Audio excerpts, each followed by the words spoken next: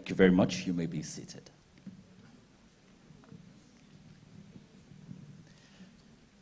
Good morning once again, ladies and gentlemen. It's a pleasure to welcome you to this very great occasion celebrating the World Children's Day, which originally celebrated on the 20th of November. But today is a high-level media symposium, which we have gathered you all beautiful people to commemorate this very special day. And of course, in celebration of the Nigerian child.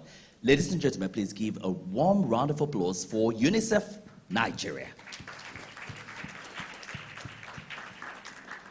By introduction, my name is Henry A. Kichuku, and it's my pleasure to be your co-anchor on this very special day. I would like also please make a warm welcome for the delectable, iconic, legendary broadcaster, Stella Dean Jacob.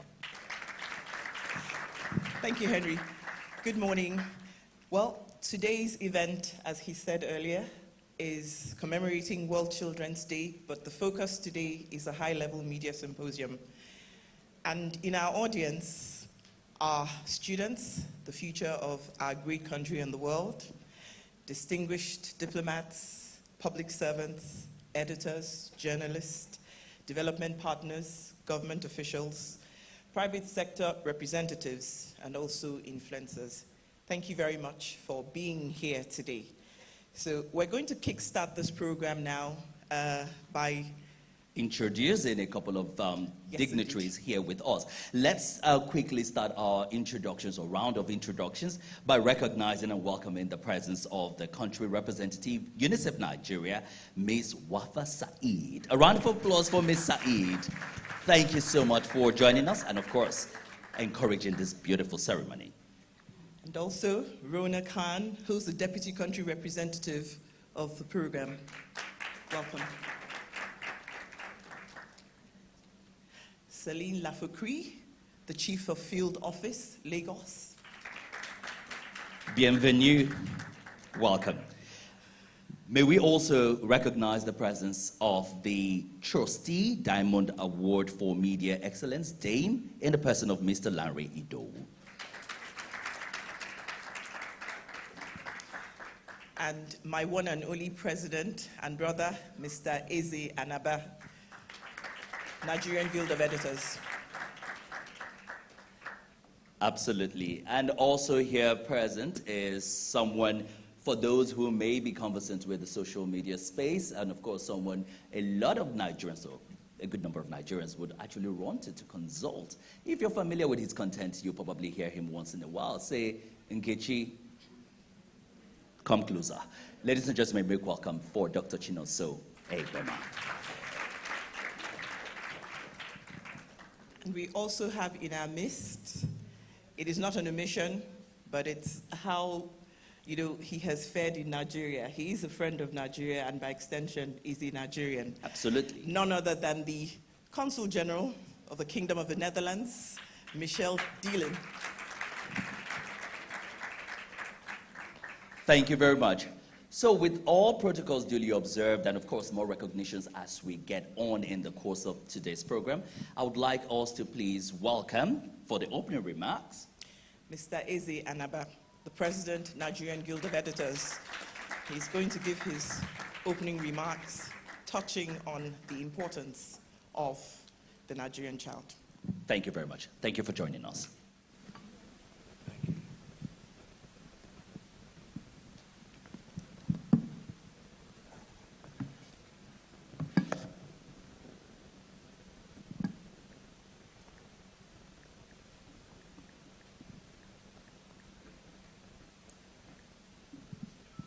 Good morning, all.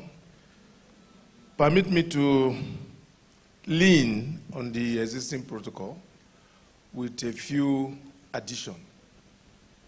I want to recognize the Secretary of the Guild of Editors, who is also the Managing Director, Editor-in-Chief of Sun Newspapers, Mr. Onoa Uke.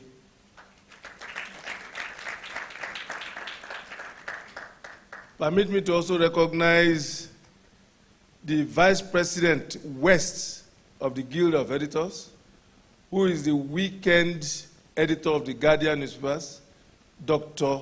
Kabi Alabi. And some of my colleagues here, the Deputy Provost of the Nigerian Institute of Journalism,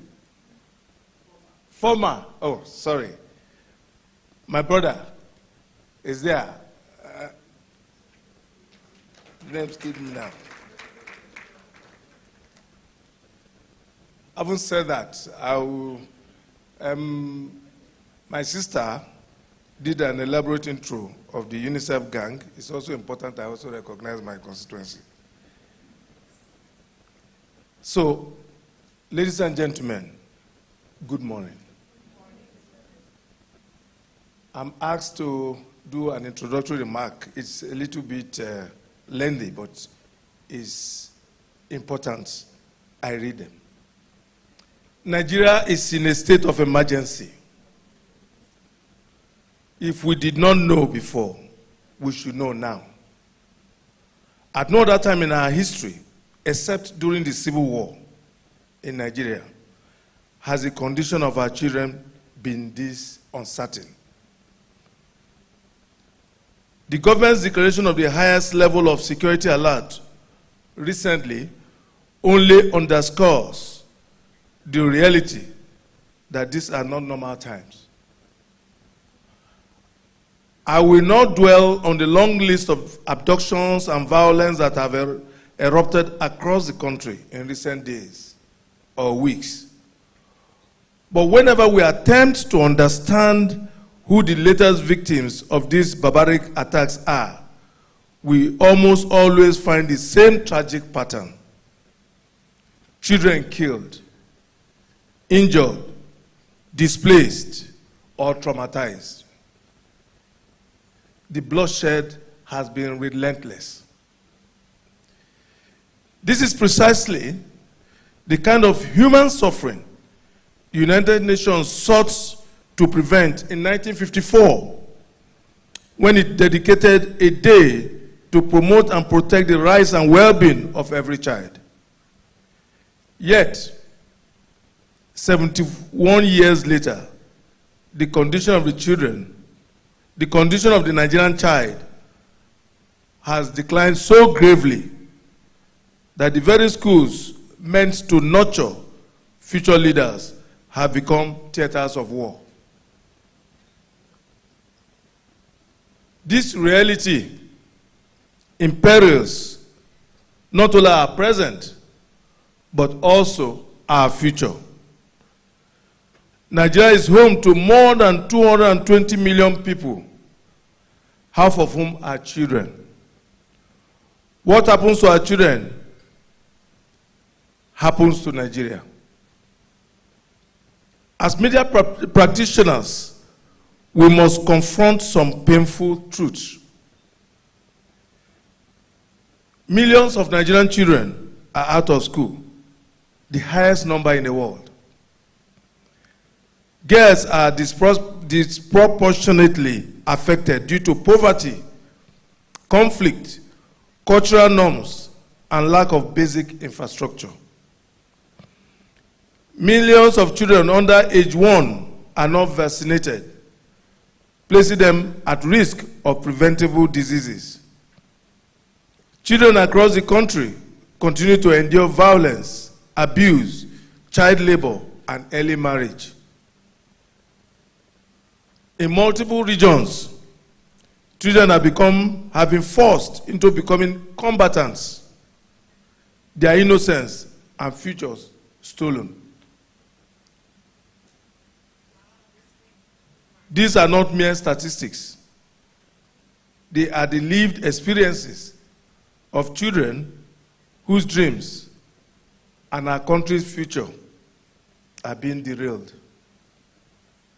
To reverse this tragic trajectory, the media, civil society, UNICEF, and the government must work in lockstep. Now, since this is a media symposium facilitated by UNICEF, what are the steps the media can take. And I have a couple here. The media is not a passive observer. It is an active participant in shaping public consciousness and influencing policy. Our constitutional obligation is clear. We must amplify the voices of the voiceless, bringing attention to the daily struggles of children, from lack of education to health inequalities and insecurity. We must use accurate and verifiable data, working closely with partners like UNICEF to drive evidence-based reporting. We must celebrate successes of child-friendly policies, community-led initiatives, and young change makers who are writing their own stories. We must embrace solution-based investigative journalism that helps the public and policy makers understand how to fix the problems, not just what they are. An example of this is what happened recently. An attack on one school has led to a rash of all sorts of closures. Even in the, apart from the north, even in the south, yeah, their schools have been shut down without evidence.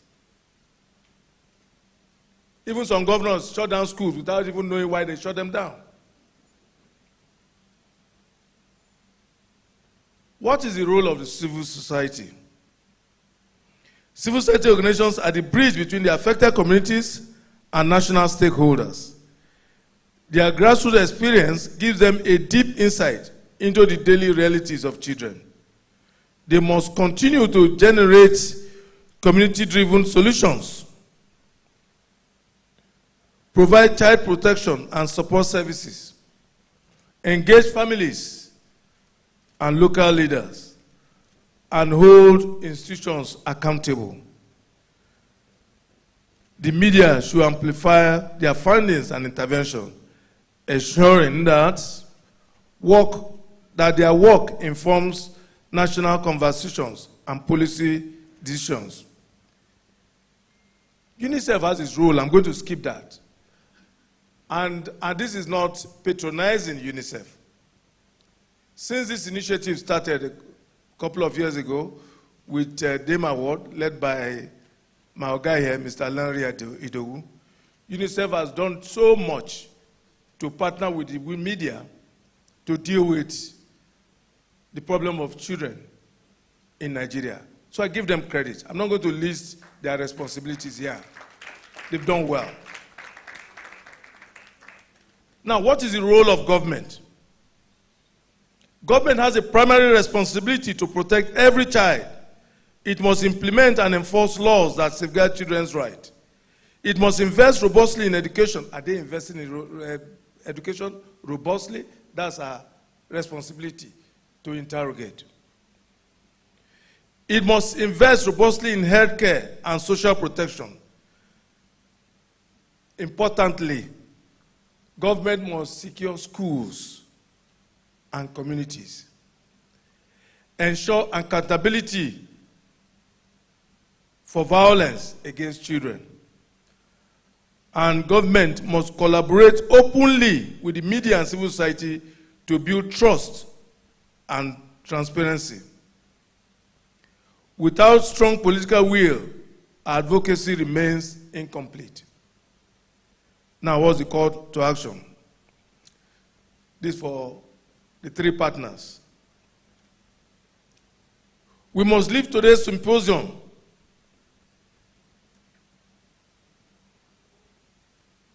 by committing ourselves to at least one actionable step,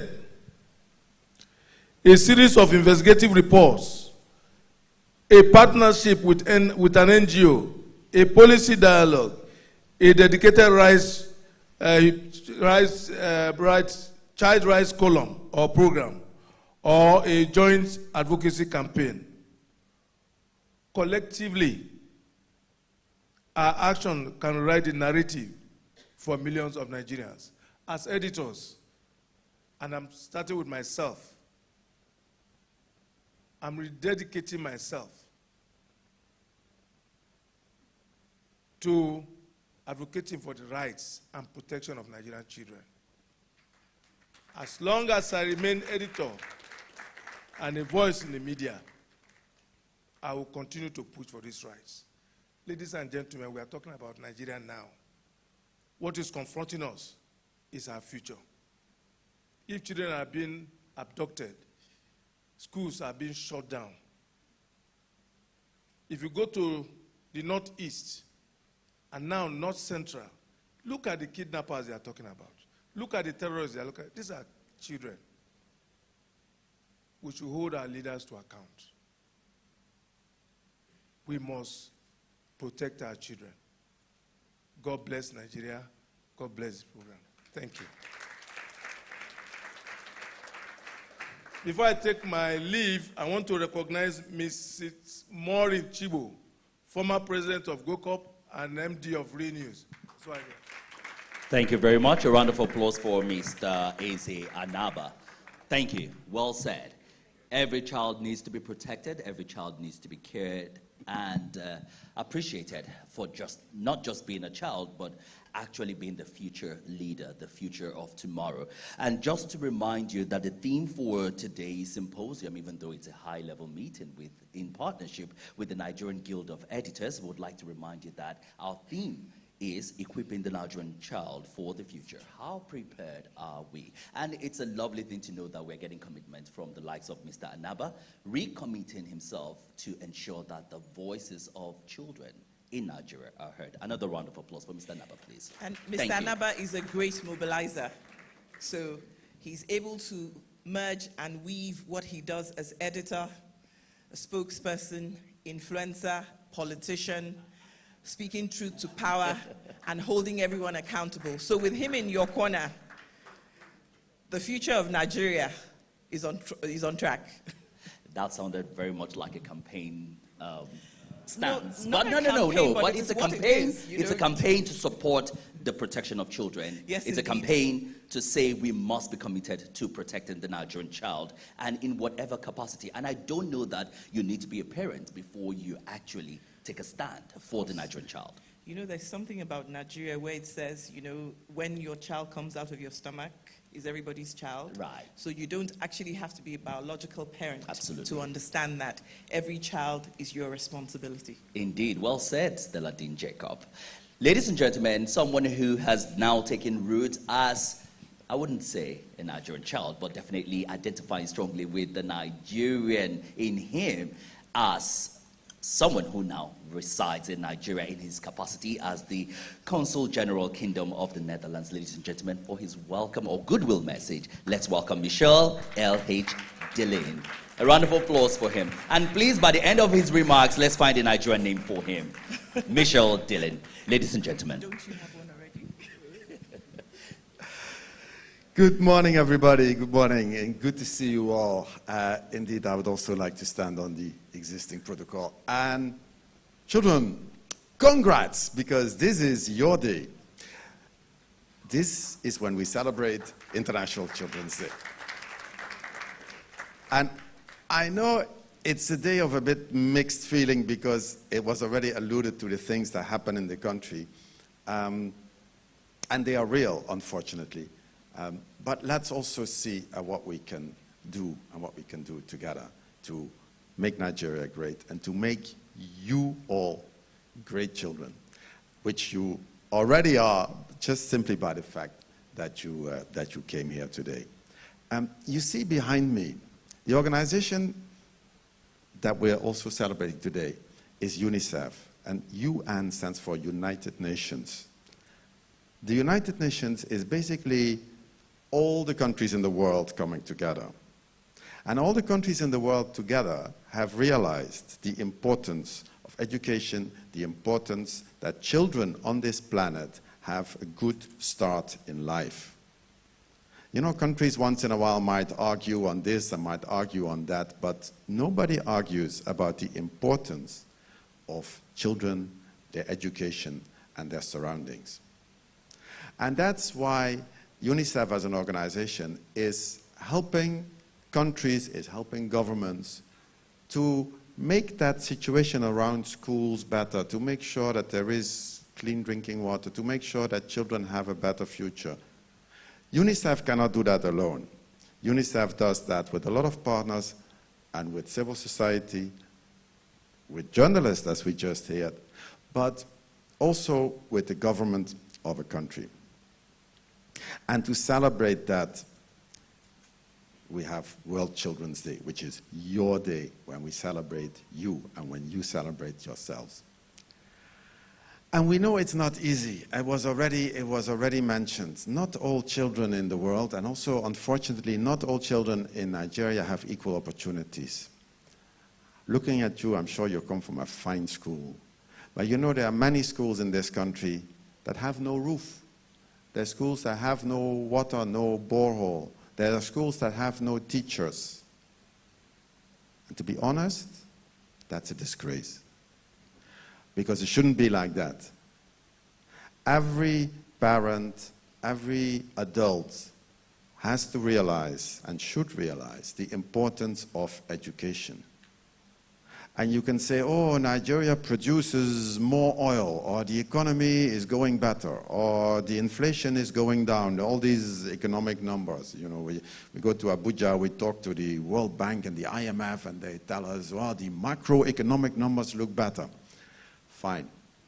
But as long as the schools are not running as they're supposed to run, nothing goes better. It is extremely important that all over Nigeria, schools do what they're supposed to do. Teach children, create unity, create also nationhood. Make sure that you can read, that you can write, that you can play, that you can run, that you can play football, that you can do all kinds of games, and that when you finish school, you can tell your family and your parents, there, you know, I made a lot of friends. I can read, write, I can count, I can do mathematics, I can speak languages, and I know in which direction I want to go. And that's very important, and even more important now in this situation that Nigeria finds itself in. So we from the Netherlands, we are very, very proud that we can also sort of chip in a little bit with UNICEF. We support UNICEF there where they do water projects in Nigeria and in many other countries. And we also support UNICEF where, at a little bit later stage than you are now, children in school, young people actually are thinking of, let's see if we can develop a small business. And that's what we call Generation Unlimited, which is also a project of UNICEF globally that we support. Because the future is bright, the future is you. But all together we have to make sure that, you know, everything is steered towards the right course. And at this moment, and I don't have to tell you, things are not the way they are supposed to be.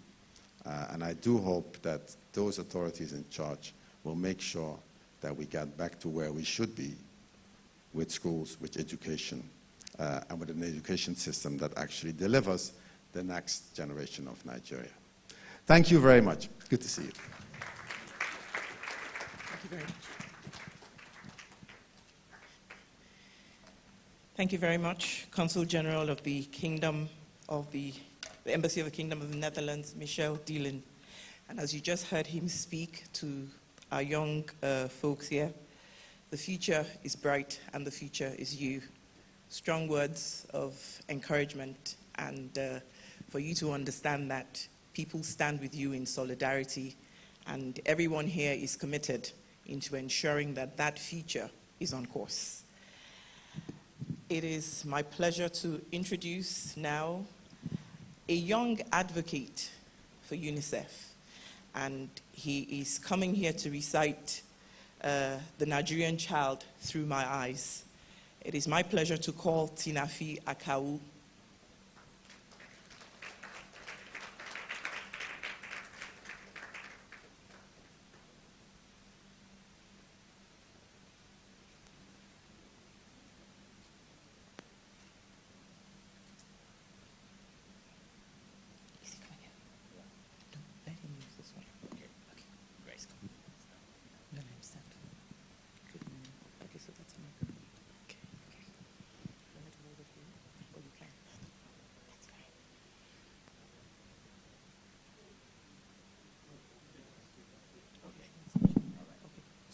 Ladies and gentlemen, please put your hands together for Tinafi Akau.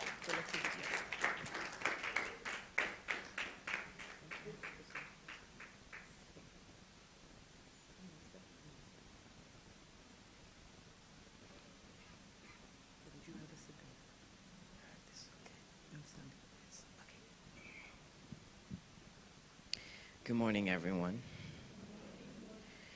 My name is Tinafi Akau, and I'm a singer, songwriter, tech enthusiast. I'm also a child rights advocate and a UNICEF reporter. The situation we face in this country is really, really bad concerning our children. From the floods that destroy school infrastructure to the insecurity that's threatening a safe learning environment for children. And this is really not good. So I want to highlight how children's lives can be bettered with the use of technology. Now, since this is for the future, I mean, technology is what drives the world today. Artificial intelligence, blockchain technology, all these things are the backbone of the child's future today. So now I'd like to talk about security. Now, the way school kidnappings have reoccurred is really alarming. Now, imagine a system whereby an AI security system actually alerts the authorities before any kidnapping attempts happen. It checks, and then it immediately spots anomalies and then sends it to the authorities for the appropriate action. This could actually significantly reduce the number of kidnappings we have in the country. Now, secondly, I also want to talk about digital inclusion. We're in a world where, or in a country where access to the internet is limited, and many children do not even have access to quality internet or the web, and it's really alarming. Now, this could be changed if the government can make policies that actually encourage or actually help out children in these certain areas. Now, for example, there could be programs that train young individuals in technological skills like AI and machine learning, like I said, which can actually put the country in the global map, because if the Nigerian child can innovate, it will definitely put the country at a global scale. And I also want to talk about the lack of mentorship and funding that children get. Now, for example, a lot of children actually innovate, but they never ever get to leave the room. For example, imagine if there's an app, like me that I'm visually impaired, I developed an app, for example, that can actually help visually impaired people navigate with their smartphones using AI. So instead of having a guide helping them navigate around, it just sees through the camera lens and then directs the person wherever they are to go. And this is just me. But there are thousands or even millions of more children that have similar ideas but never get to leave their rooms or never get to stop being ideas. Now, the media has a very important role to play. They can serve as the voice to the children. They can actually encourage the government to formulate better policies and even set up programs that can actually showcase such children that have talents. And I believe that if some of these policies are implemented, then the Nigerian child would go a long way, and it will better the lives and the future of Nigeria. In conclusion, I would like to sing a song titled Unstoppable by Kabams, Asuka. And if you're any child hearing me right now, I just want to let you know that if you...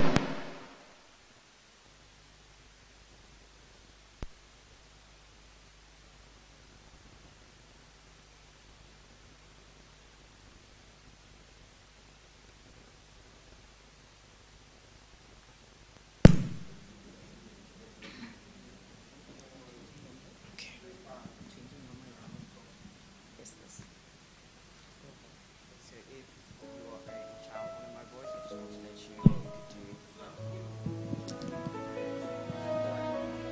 you can do anything you possibly can. I've been down the road where failure seemed familiar. No one thought that I would ever come this far.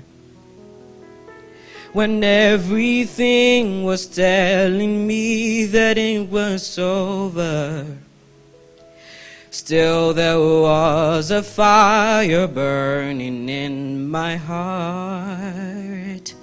And there were days I felt like I was at my lowest. I pushed so hard I couldn't see beyond the pain. I never knew I made it high enough to know this. But I'm getting closer, stronger than I've ever been. And I believe that I'm unstoppable. And I believe I've only just begun.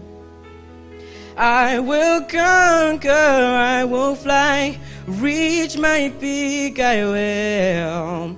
And there's nothing that can ever bring me down. I am living proof that nothing is impossible. I beat the odds when hope was nowhere to be found.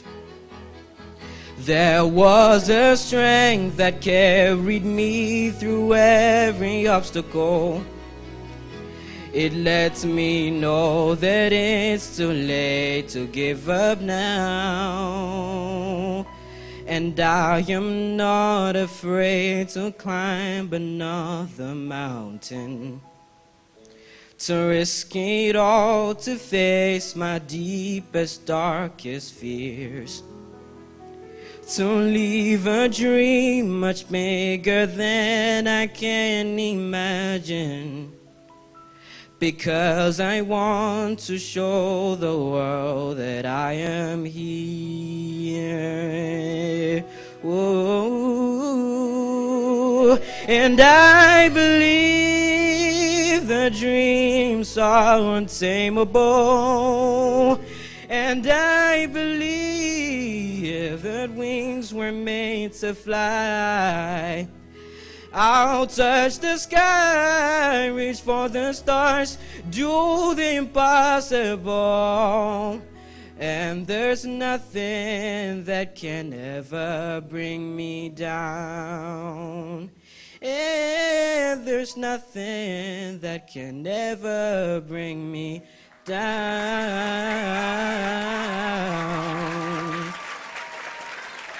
Ladies and gentlemen, shall we please give him a round of applause with a standing ovation.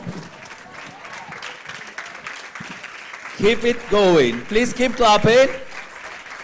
Keep clapping. Amazing.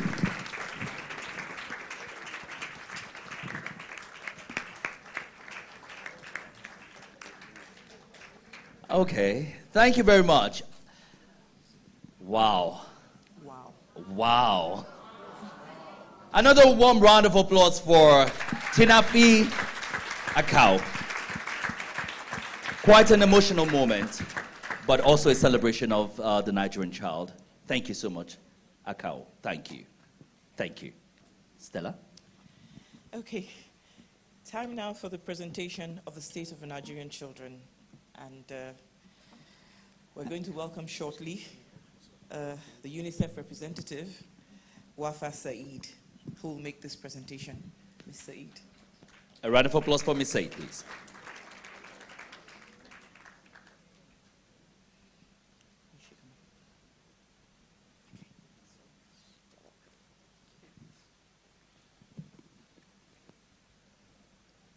Okay, so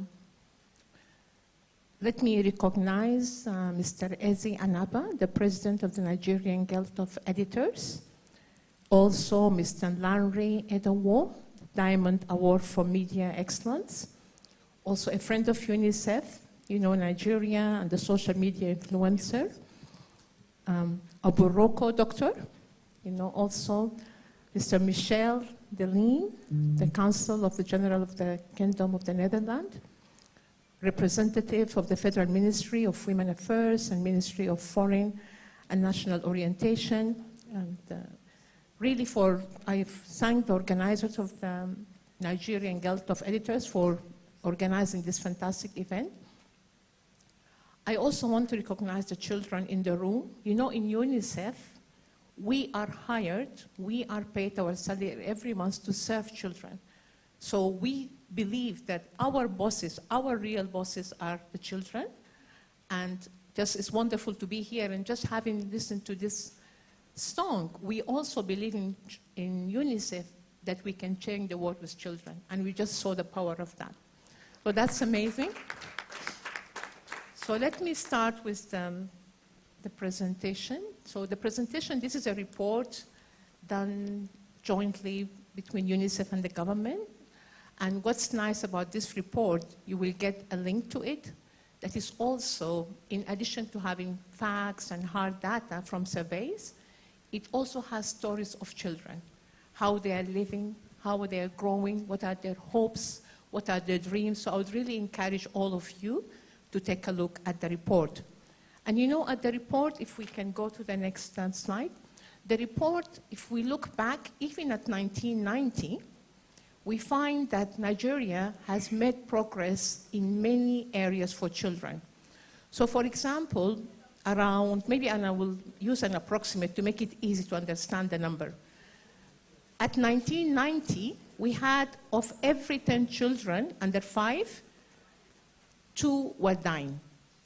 That's just to make it approximate. But if we look now, this has reduced to 1 out of 10 children dying. And that's not good enough. It is an improvement, but it's not good enough. We need to do much better for the children because we know what needs to be done and we have the experience. Also, vaccination. Vaccination is one of the most effective public health intervention to save the lives of children. It's proven, and I think most of the people in this room are here because we got vaccinated as children. Around 20 years ago, only 13% of children were fully vaccinated. 2023, 2024, 20 years later, this has actually tripled to 40%. And this is a big improvement. However, we still have more than 2 million children that are not fully vaccinated. So this is also an area that we have to do much better. The number of children who have birth certificate.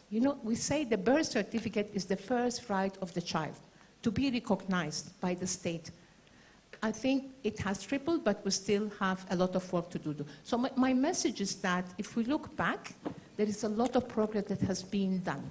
But the message is that if we go at this pace that we have been going on for the last decade, it will take us really a long time to really reach an acceptable result or to reach the Sustainable Development Goals. So we need to do much better. I think many people spoke about children before me are being out of school, a large number of children still, under 5 dying, 0-dose children not immunized, and just I think the wonderful song that we have heard, I think spoke about the future of children. We have in Nigeria, we estimate that almost maybe 40% of children are stunted, and that means it's an impact on their brain development. And as we just heard now, it's about the future, how these children will be prepared for the future if they are not in a position for their brain to develop to the full potential. This means it impacts their ability to learn, to earn, and to be really competitive and to contribute to their nation in the future. And of course, people quote Nigeria with large numbers, but I also tell them Nigeria is a very big nation, and as somebody was reminding me, some states is like the population of a whole country. So that's why we have a large number of children in Nigeria, and that's why whatever we do in Nigeria, and I think we're making progress, will impact the whole globe. I mentioned here about the health, the vaccination, so we can move on to the next slide. I just want to flag also that we have a large number of children, what we call severely, acutely malnourished.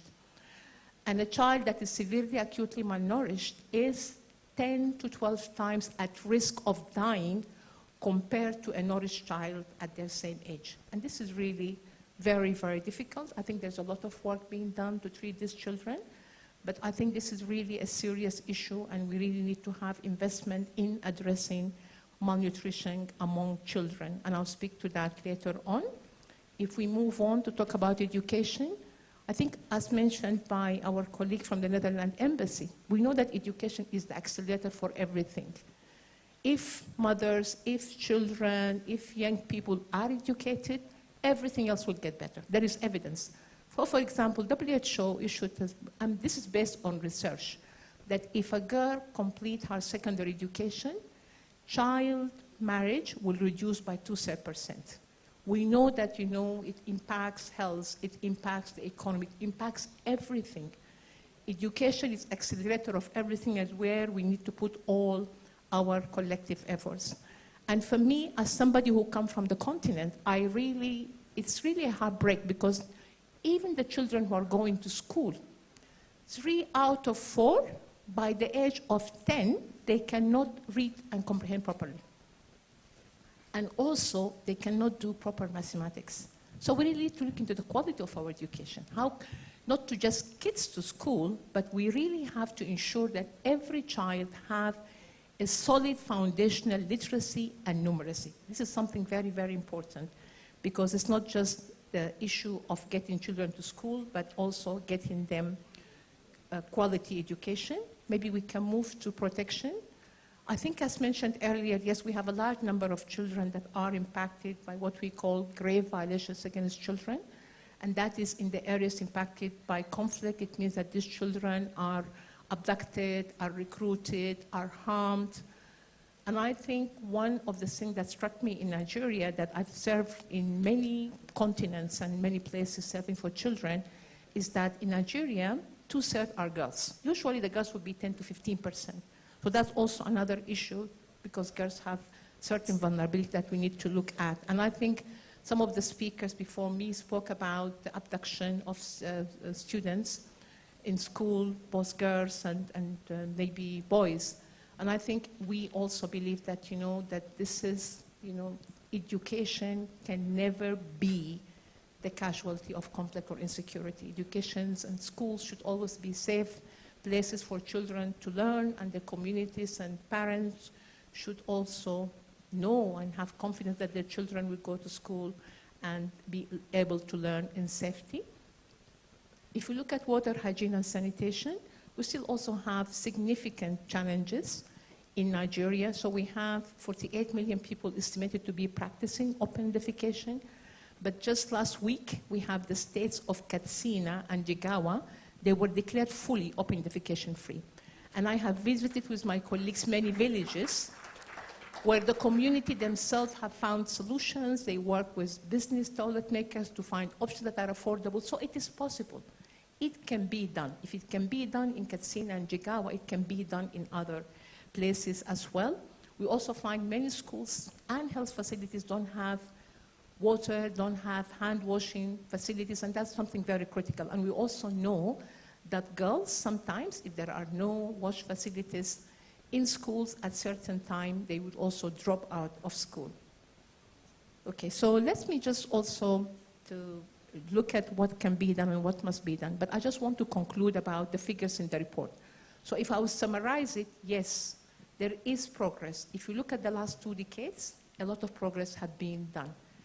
But the point is that if we continue at this rate, so many lives of children will be lost, so many opportunities will be lost, and we have to do something different. We need to invest more, we need to do more, we need to scale up. And we are in a better place because we have experience, we know what works, and we know that it can be done.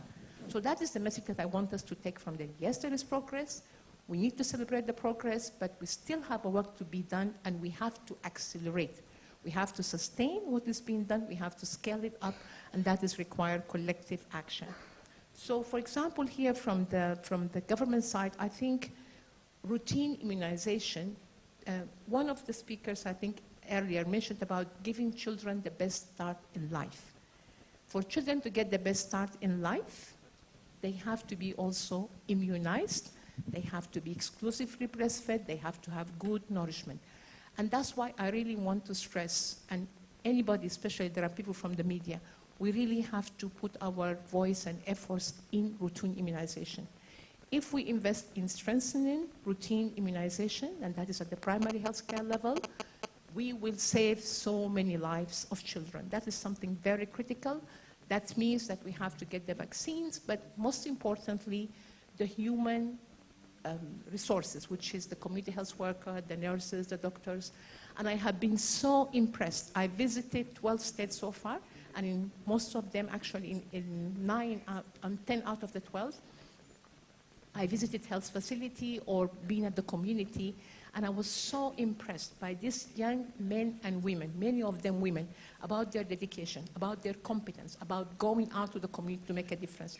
And that was give us hope. And as such, this community health worker really need to be supported, need to be trained, need to be paid, need to be regularized, because they are working under difficult conditions, but they are making a big difference.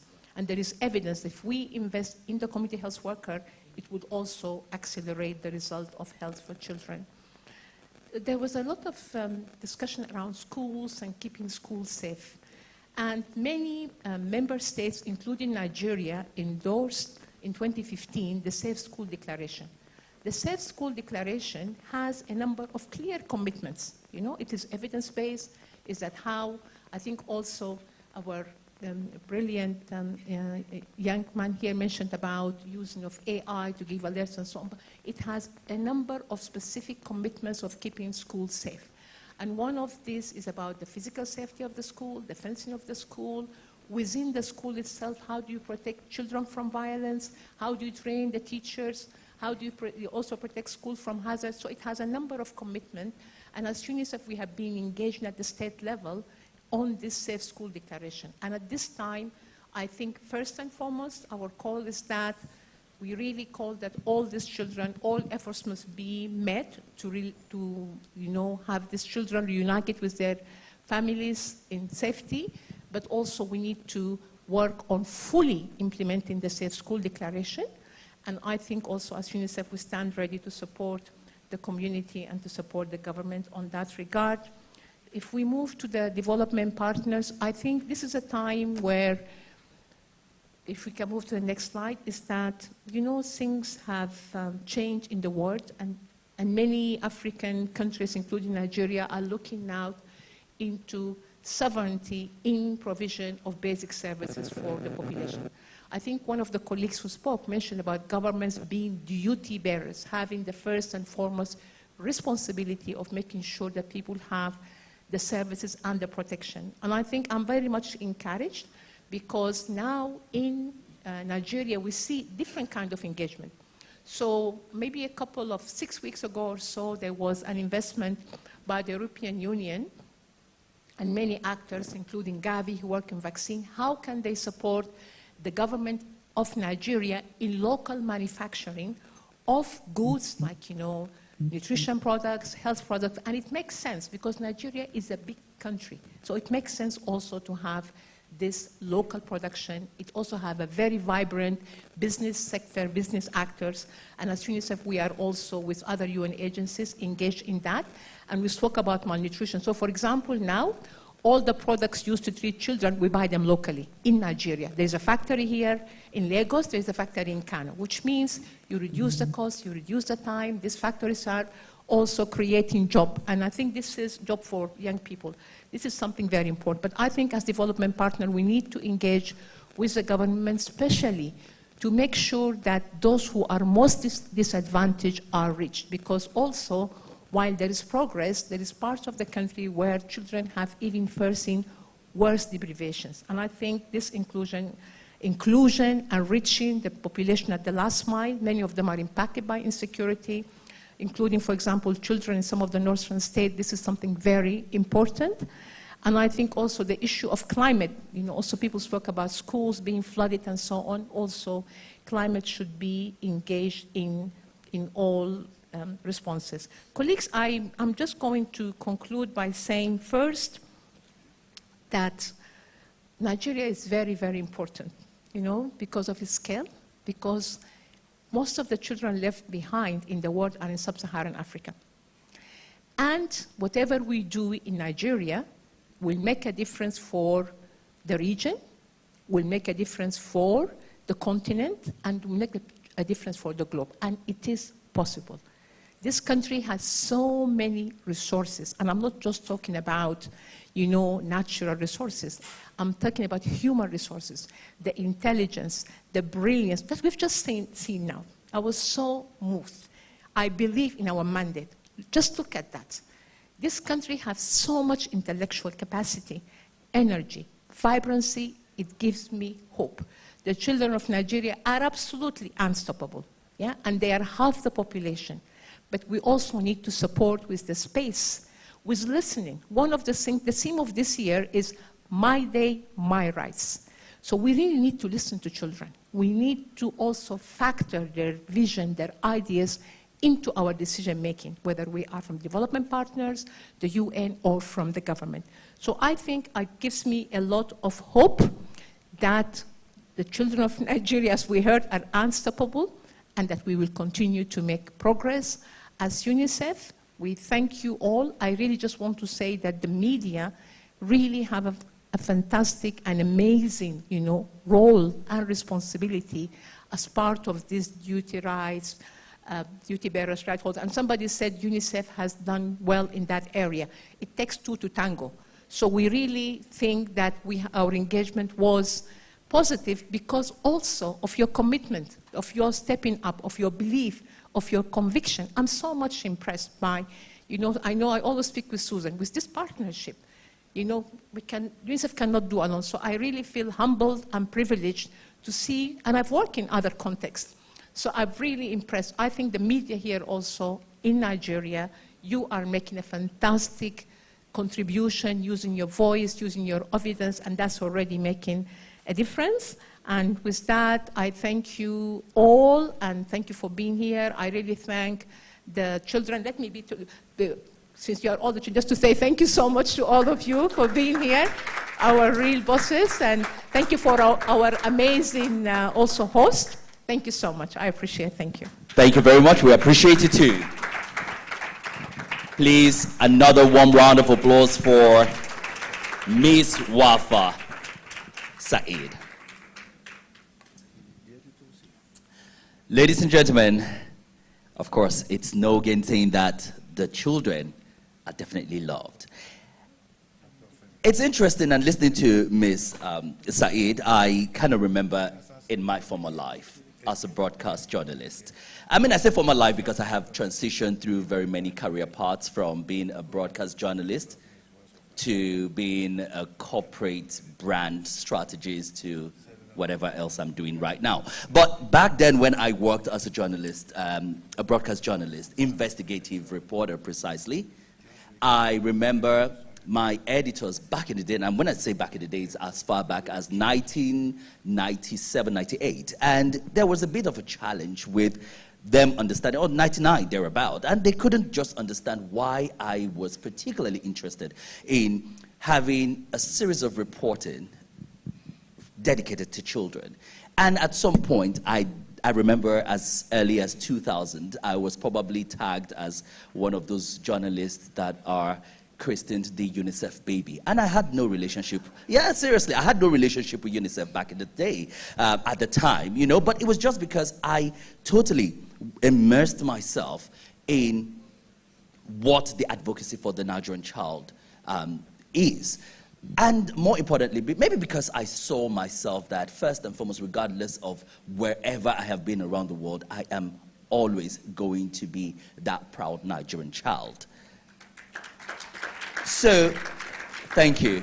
So for me, it became one of my responsibility as a journalist. And even now that I'm in more corporate world, I still find ways that we can encourage the companies, the corporate organizations, and maybe some government agencies to be more involved in corporate social responsibilities that are leaned towards, helping and supporting the talents of the Nigerian child. We've just seen an example. I don't know that the experience we've shared with young Akao would ever be erased in our memories. Stella, I'm sure you probably had one or two experiences yourself. Oh, yes, definitely. You know, anything to do with children is always very, very touching.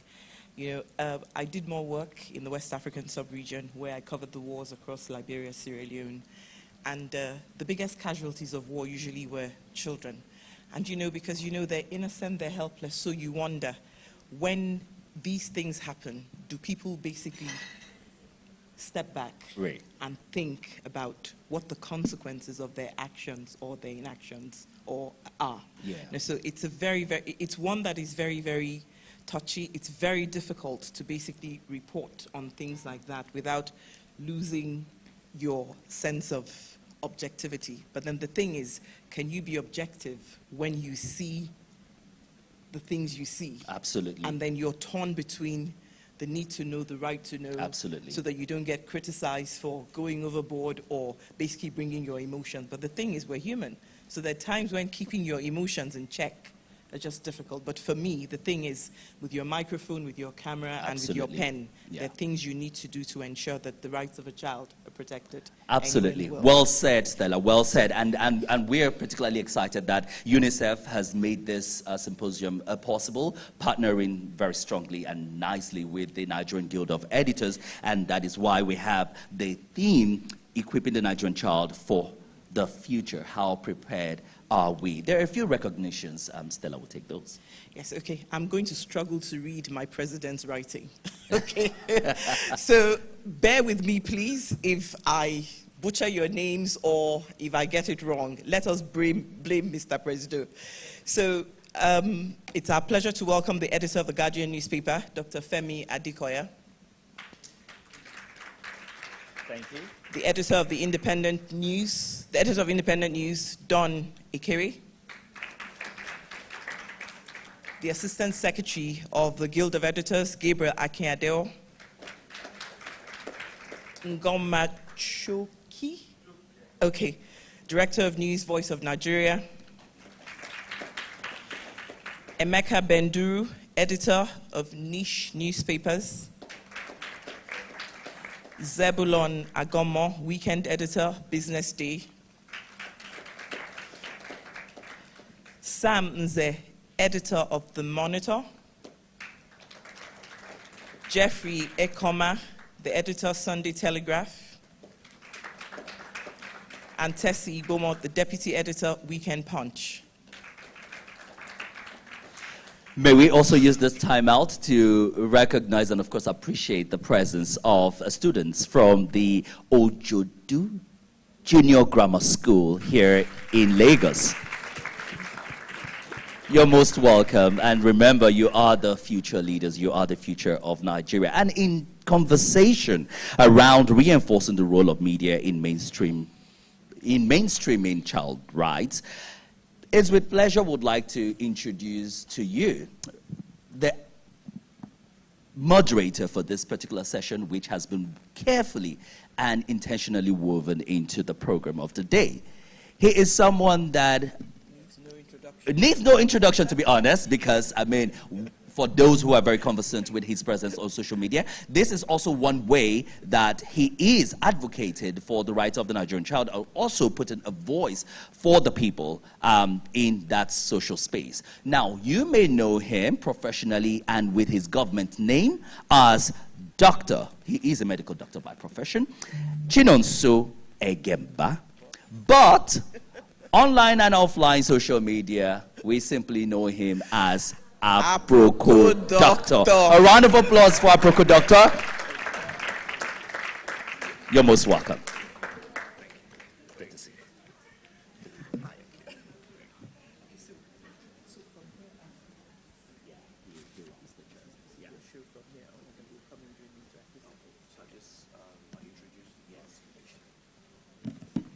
Good morning, everyone.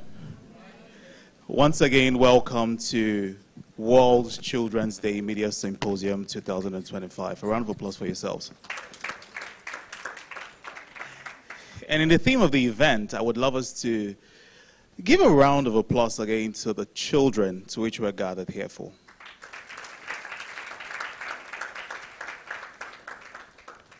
And I know that we're here for a thought-provoking and essential conversation about the future of the Nigerian children. We've listened to the reports, and while progress has been made, there is still glaring progress that still needs to be made. Watching the children walk in this morning, I could notice that they had a lot of bright eyes and wide smiles. And I couldn't help but think, what about the fate of other children in the country who may not have this privilege? And it's our responsibility, and I hope that with this conversation that we're able to forge a way forward, not just for, commitments, but also the power of media to be able to ensure that every Nigerian child stands a chance at a bright future. And for this conversation, we have a lot of high-level experts, media experts, strategists, to be able to ensure that this conversation achieves its goal. And for that, I would introduce my co-panelists. And the first on the list will be Dr. Rona Khan. Put a round of applause for her. She's UNICEF's Deputy Country Representative. Welcome. Thank you, sir. Yes. Thank you so much.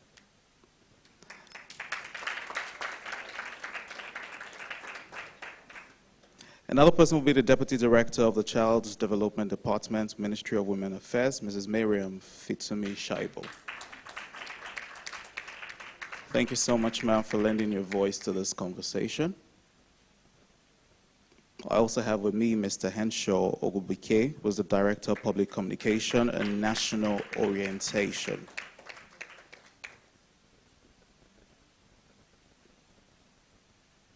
Thank you so much, sir, for lending your voice to this conversation.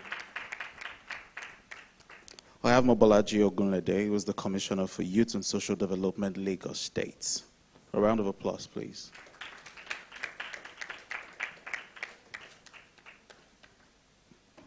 I also have Mrs. Ijeoma G. Popola, who is a Senior Editor, the Nigerian Guild of Editors. A round of applause, please. Thank you so much for joining us this morning. And last but not the least, I'll have Mr. Ehi Brima, who is a Senior Editor, Nigerian Guild of Editors.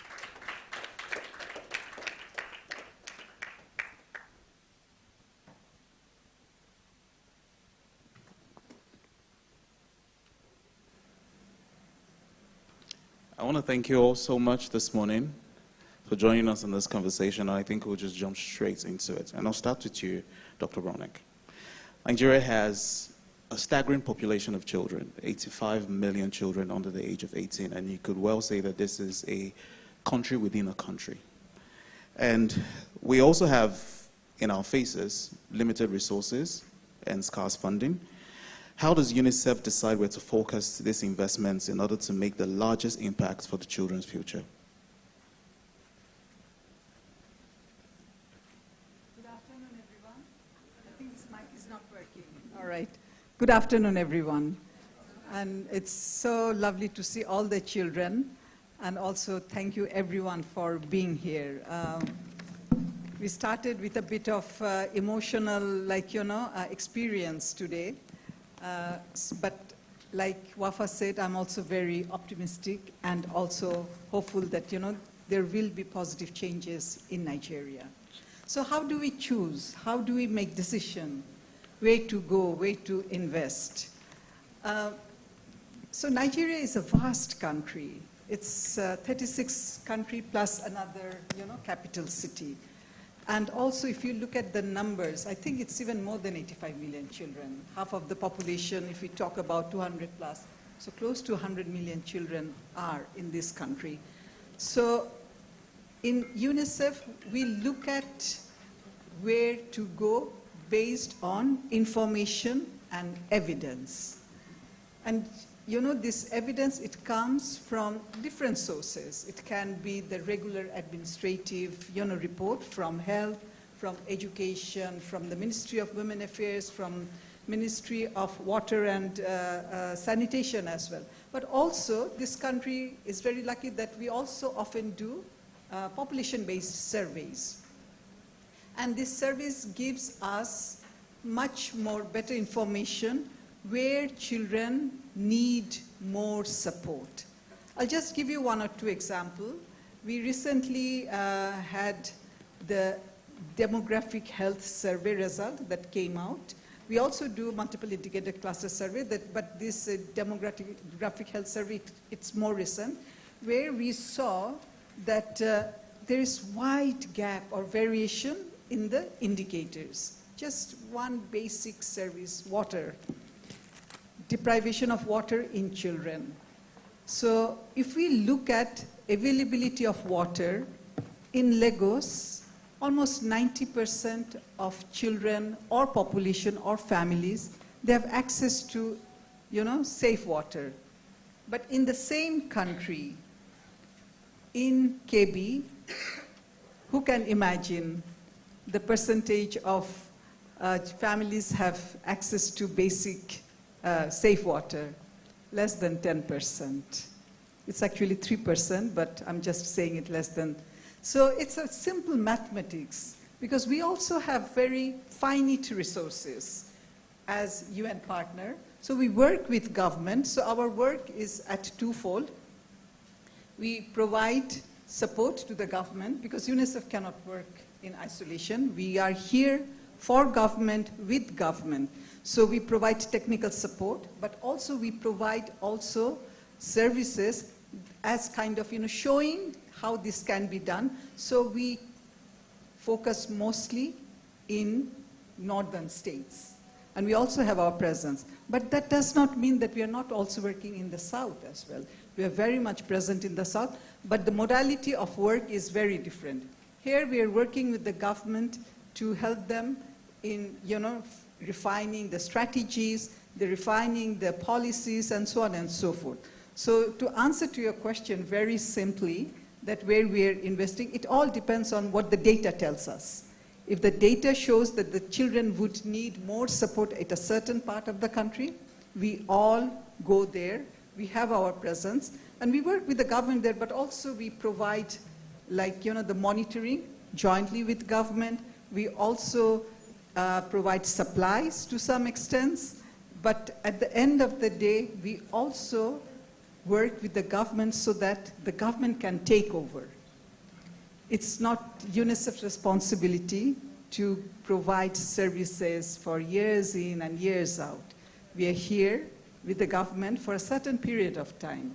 And for a country like Nigeria, as Wafa mentioned, if we provide transformative changes through services, this is going to change the whole world. A lot of SDGs are depending on Nigeria's changes. So I would stop here, but I just also want to mention one last thing. None of us choose where we are born. None of us. And so, if a child is born in KB or in Maiduguri, that child should have the equal opportunity like the child in Lagos or in any other state. So we all have to remember that providing same opportunities for all children so that they can have their full potential. And we often talk about future, but we also have to think about their presence. We cannot always think about future. We need to focus on their presence for both physical and mental and spiritual well-being. Thank you very much. Thank you. Important points that you've proposed, especially in your submission. And one of the things that you've mentioned that struck me is you work with the governments. So at the end of the day, the buck stops at our courts.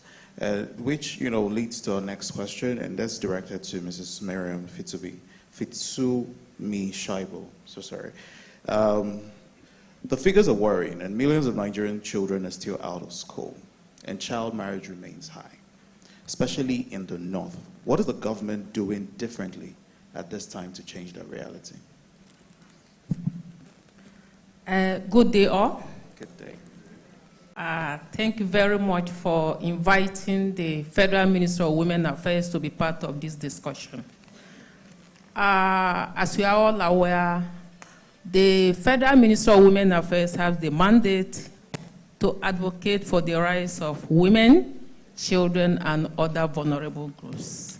And this category of children that you called out-of-school children, the almajiris and children, they are directly the mandate of the Federal Ministry of Women Affairs, though we do not have absolute intervention for them because it's a collaboration between MDAs. If you are talking of out-of-school children, we have a Ministry of Education, Ministry of Health in terms of child marriage, and Ministry of Women Affairs.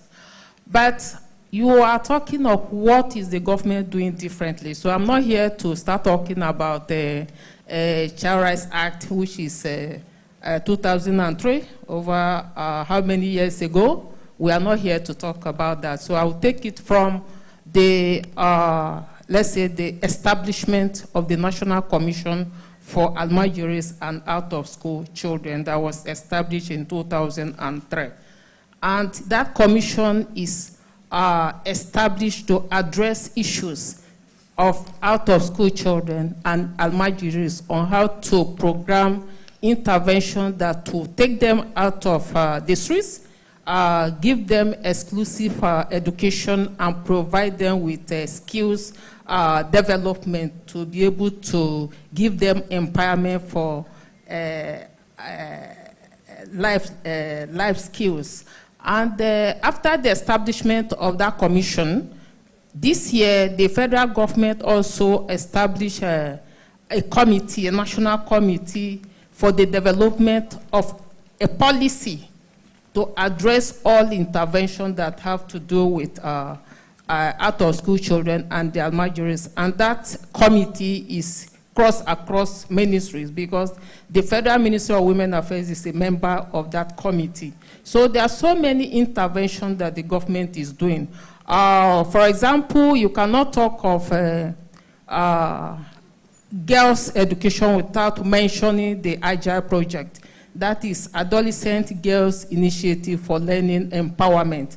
That program is to promote girls' education from the hard-to-reach areas, that building their skills, building infrastructures in schools, giving scholarship, and other interventions that will ensure that girls are enrolled, retained, and complete their schools education. They started with 7 states, but now, right now, we have about 18 states that have keyed into that program to address issues of girls in school. Then you also have this project called the Lumina project.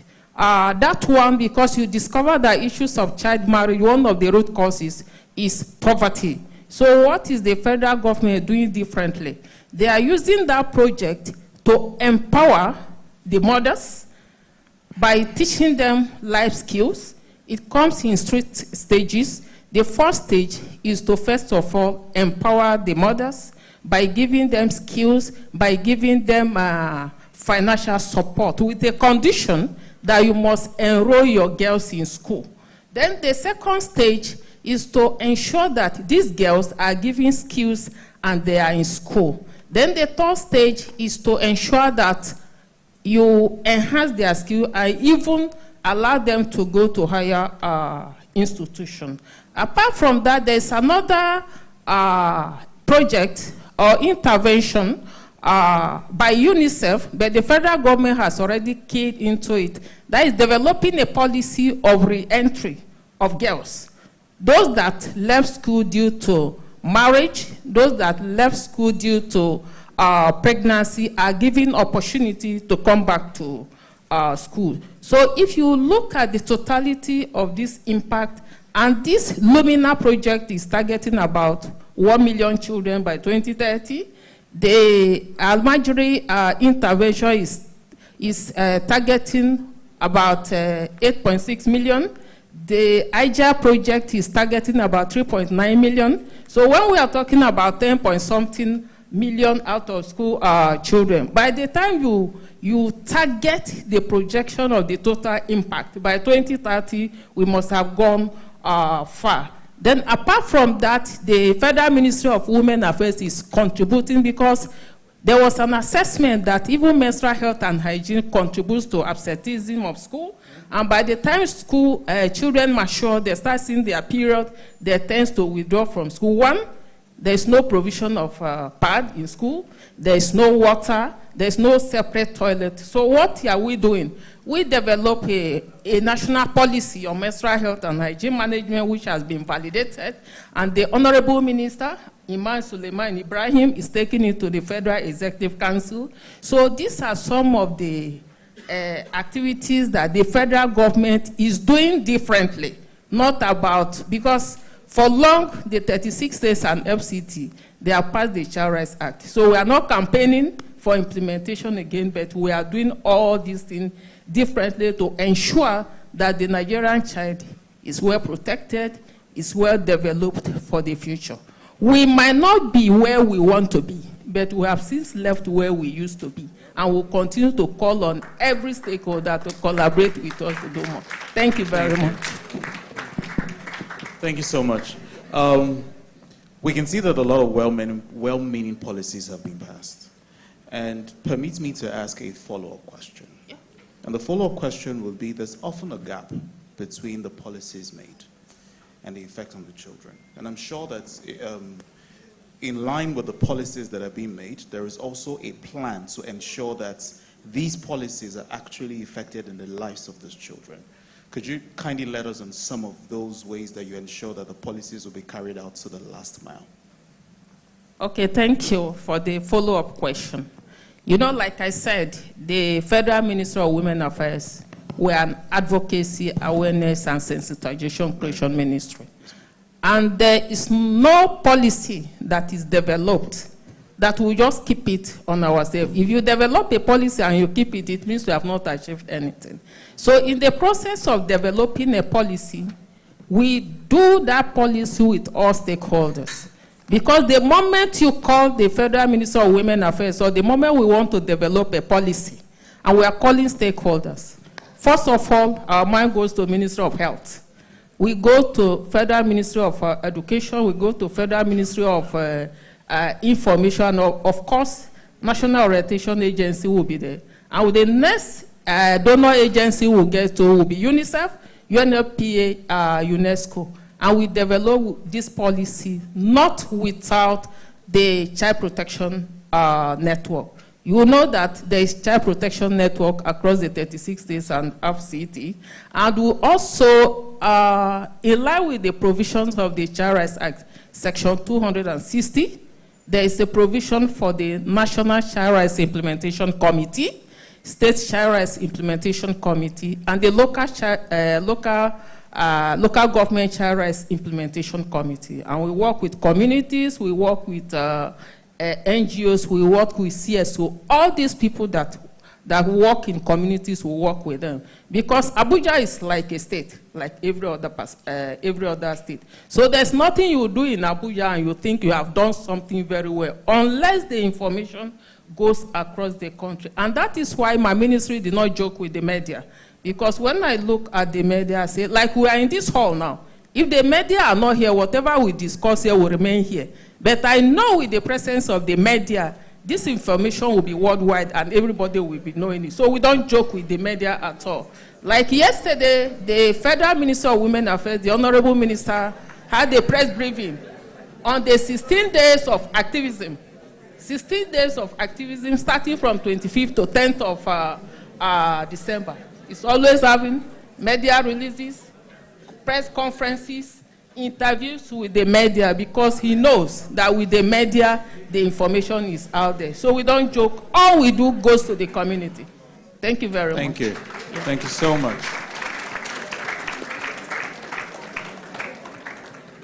I can see that we're shaping up to actually have a very interactive conversation, which leads me to my next question, and that's you, Mr. Henshaw Gubike. The Ministry of Information and Natural Orientation is tasked with shaping narratives and promoting public awareness. How can these mandates be used to prepare Nigerians to see children's welfare as central to our future and not just a passing concern? Hello? Thank you for the question. Ministry of Information and National Regulation has done a lot about children. And why do I say this? We are the largest federal government ministry with media outlets. We have offices in 36 states, plus Abuja, 37 states. We also have what we call them Federal Information Centers. We also have National Regulation Agency, how we pass our materials concerning children and other information about government. And Ministry of Information has been working with the media.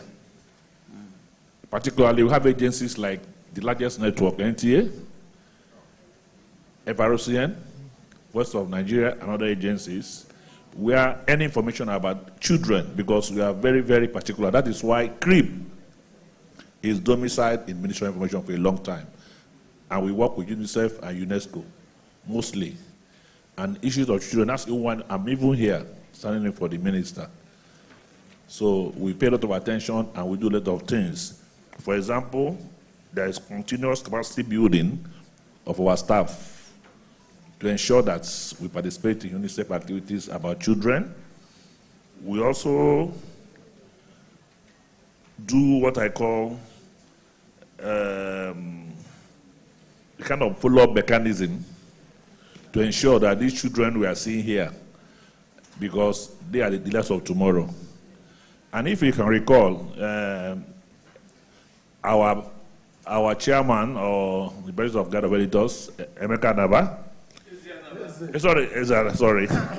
He's, if you listen to his speech, you will know that he has always been part of Ministry of Information in everything we do, because they always have been briefing with us, and they've really helped us. And like he said, as long as he remains an editor, he will pass any message about the children to the public.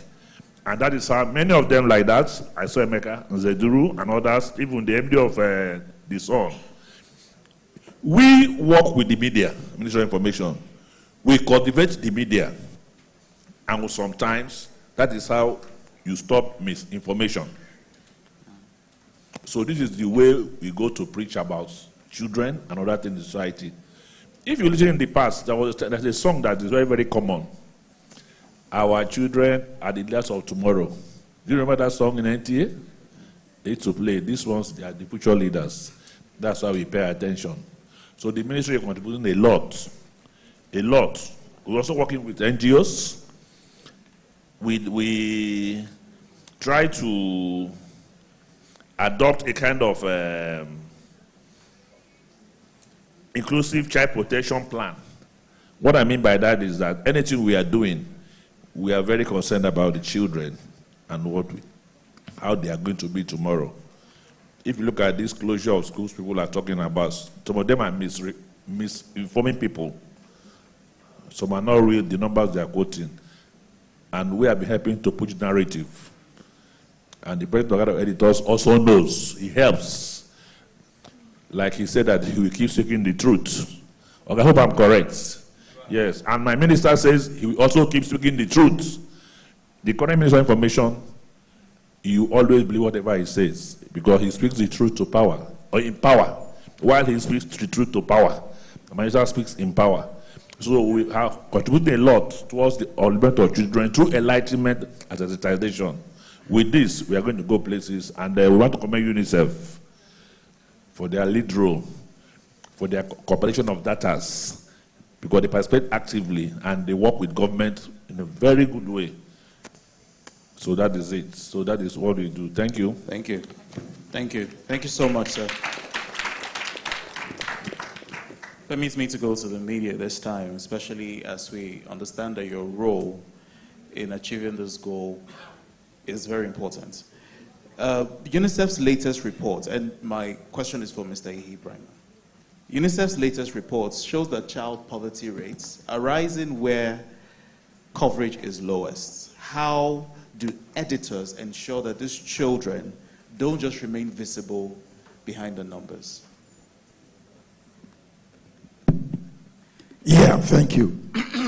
And I say greetings to everyone. But before I start, I'd like everyone in this room to chorus that Nigerian children are unstoppable. Can we say that? Nigerian children are unstoppable. Thank you very much. The media, you listen to the last two speakers, and they try to, tell us that they have robust partnerships, relationship with the Nigerian media. I'm talking about the Ministry of Women Affairs and Ministry of Information and Orientation. The president of the Nigerian Guild of Editors is here, and it started by saying that we're in a state of emergency and that these are not normal times. So in that context, moderator, just permit me to provide some numbers that each time I remember them, I'm very unhappy. The school kids are here, but how safe are they? These are supposed to be our future leaders, but nobody is sure of what will happen to them tomorrow. In different areas, whether it's security, safe learning environment, or malnutrition, and so on and so forth. I'm also unhappy to report that in many schools today in Nigeria, they don't have roofs, they don't have tables and chairs to sit on, they sit on the floor.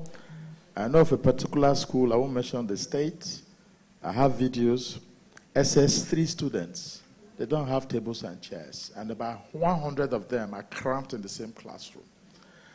In 2025, so talking about the Child Rights Acts, I will come to the role of the media is critical. I think that has been clear. The Child Rights Acts of 2003, it is very clear. We must protect Nigerian children from abuse.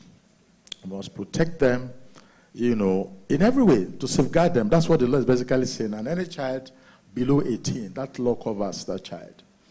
So, but in Nigeria, I listened to the UNICEF presentation that over the last 2 decades, there's been some improvement, but there's still room to do more. But let me amplify what she said earlier. By 2050, Nigeria will be the 3rd country with the largest population of children in the world, after India and China.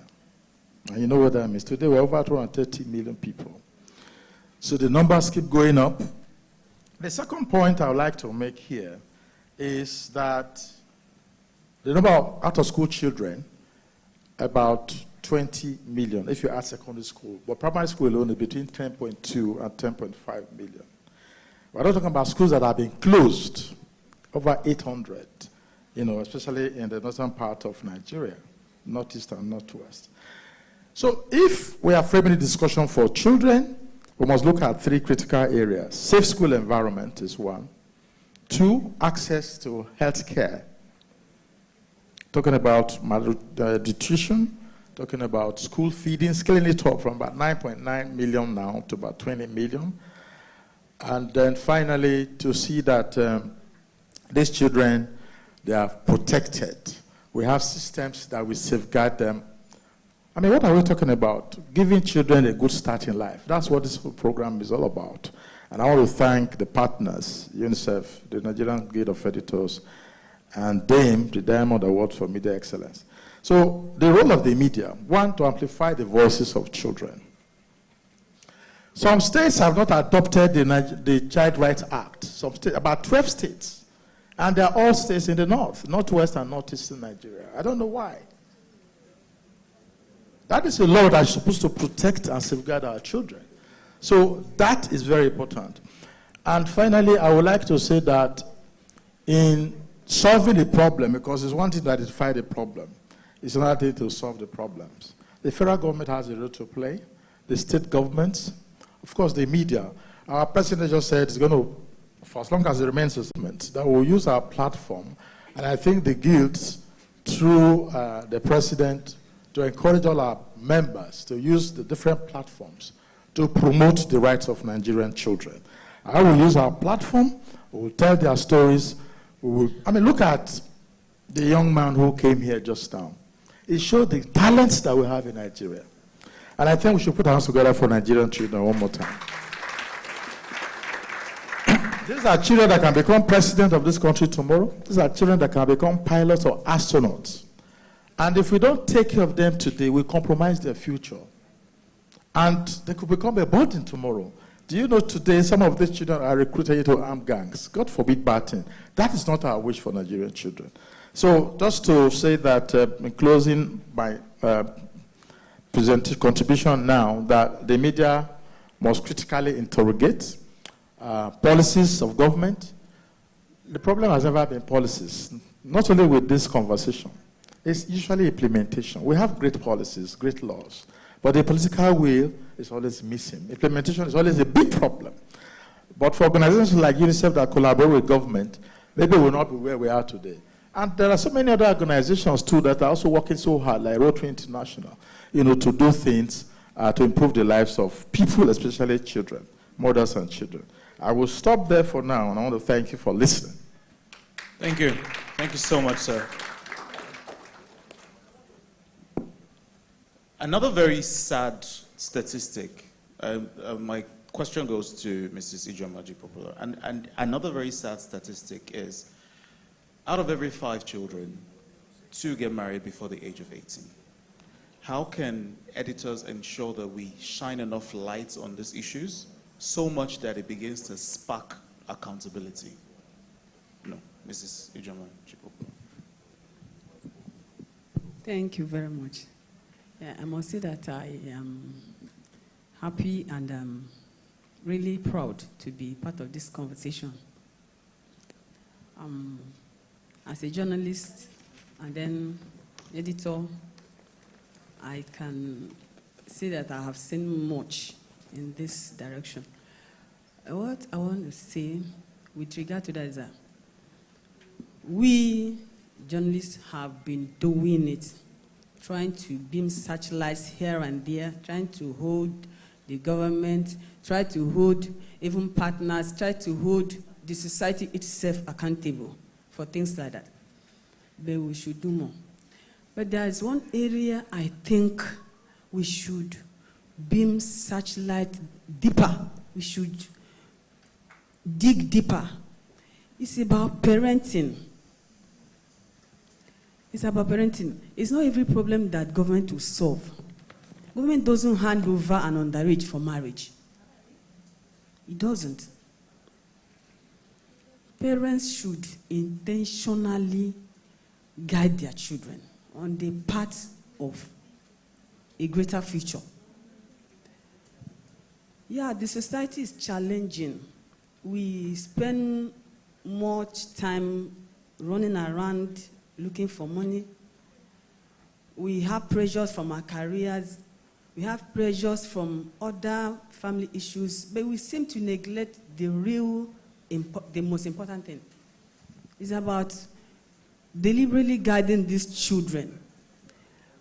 As some of my colleagues have said, the truth is that government has come up with steps, policies to empower the Nigerian child to face the 21st century global economy and survive and so on.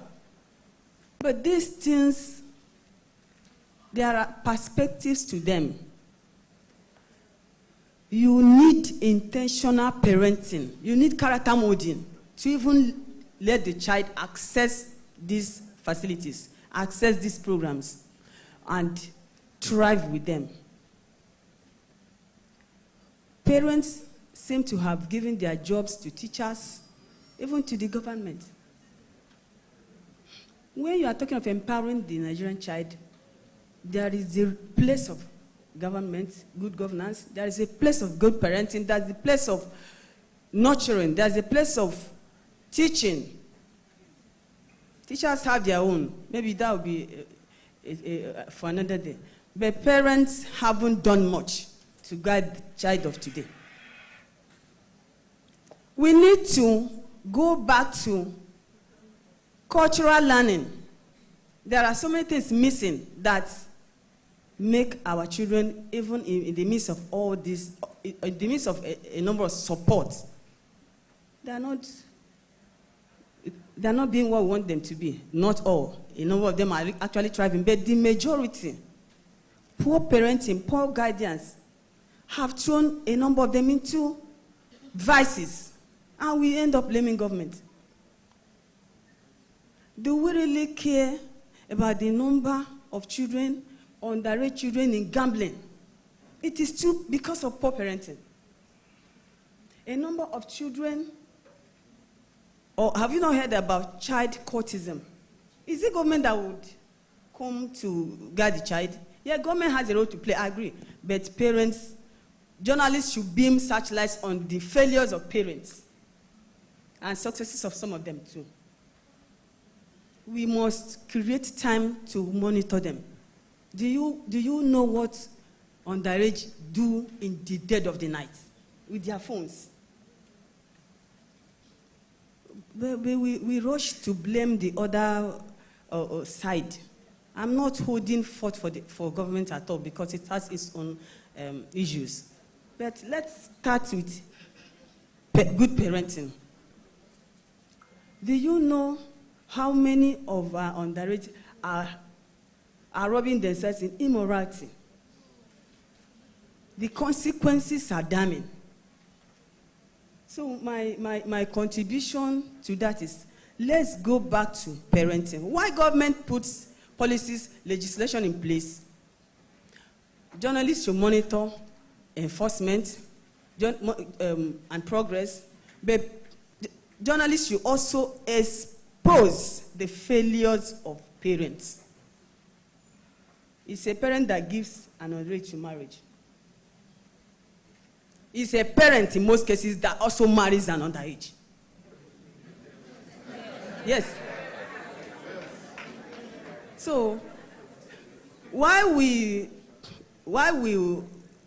do more to write about government policies, successes, failures, gaps, and all that, let us beam light deeper into the very first unit of the society, family life, and the role it plays to empower the Nigerian child for greater tomorrow. Thank you so much, Thank you. There's a round of applause for that. So the media would need to shine more light on the family. These now comes down to the visibility, and I would come back to you, Dr. Ronak. The visibility often drives support, you would agree, and a lot of times people are motivated when they see change. How can UNICEF, the media, and donors collaborate, especially in this trying time, where we need to create some sort of balance between, we're not ignoring the dire, in front of us, but at the same time, we also need to shed light on the possibilities and the progress that has been made. How can we collaborate in order to do that?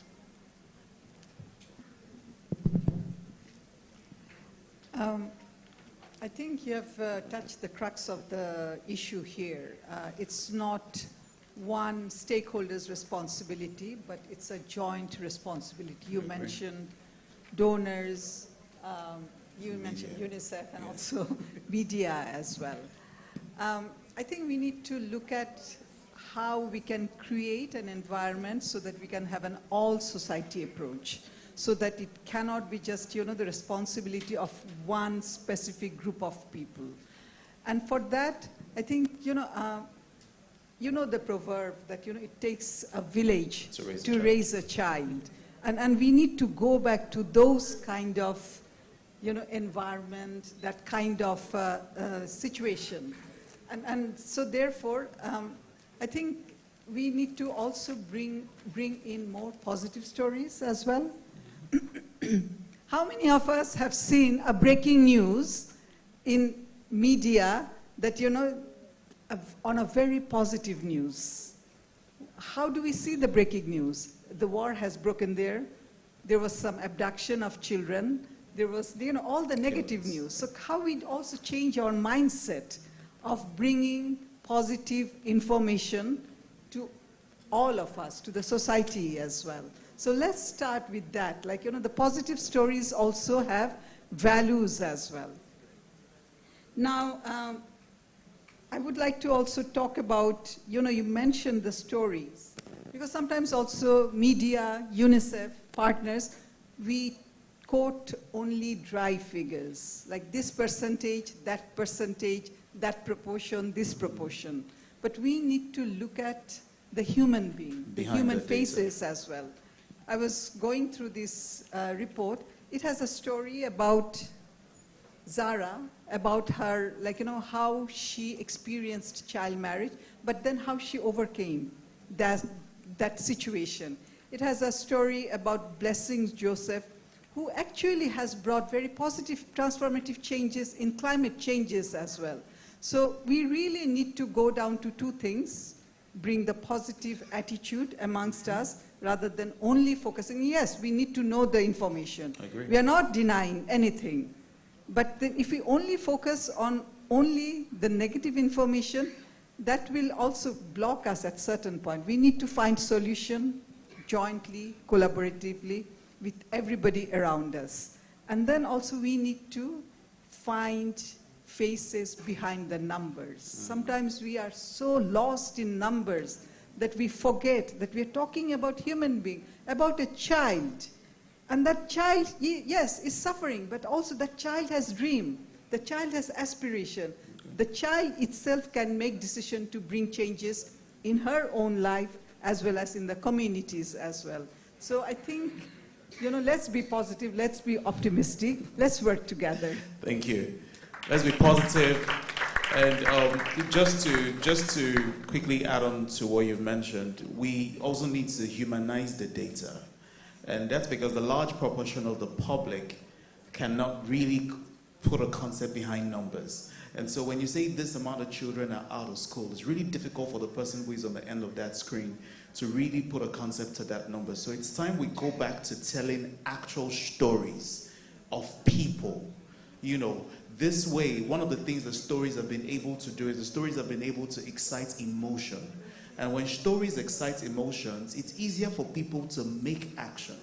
It's easier for people to, it moves people from intent to action almost as quickly as this. So I think we all have a responsibility in this room, especially the media, to be able to go back to telling the stories behind the data, rather than just reporting dry figures. And, as long as we continue to do that, no Nigerian child will be stopped.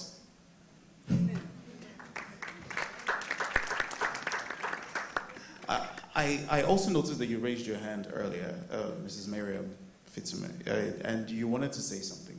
Do you still have that point in your mind, or okay. Thank you very much. I appreciate you for your data and the information you gave, but I just want to make a little clarification, because in your statement you said that about 12 states are yet to pass the Child Rights Act. I just want to create that information that all the states have passed the Child Rights Act, but the states in the north, they title their own Child Protection Law. It's the same thing like the Child Rights Act. But what they did is that instead of maintaining 18 years for age of marriage, they brought it down to 14 or 16 years. And where you have age of maturity, they say puberty to define maturity. So that is what they have done. So in our own calculation, all the states have passed the Child Rights Act. But at the federal level now, there is a committee that is set up between the Federal Ministry of Justice, the Federal Ministry of Women Affairs, and other stakeholders. They are reviewing the Child Rights Act and the VAP Law 2015 right now. So I just want to bring that information that the Child Rights Law and the Child Protection Law are almost all the same thing. Thank you very much. Thank you.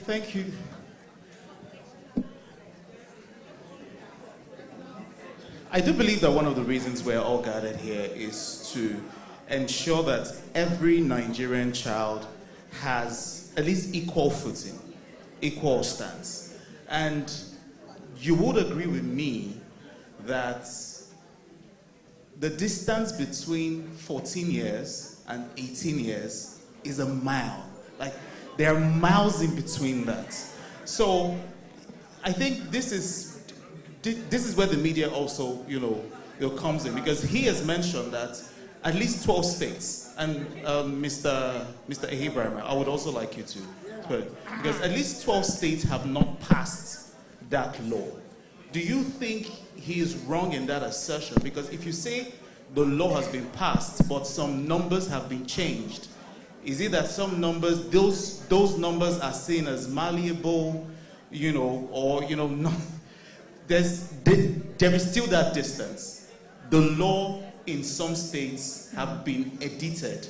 So is it still safe to say that the law has not been passed? Thank you very much.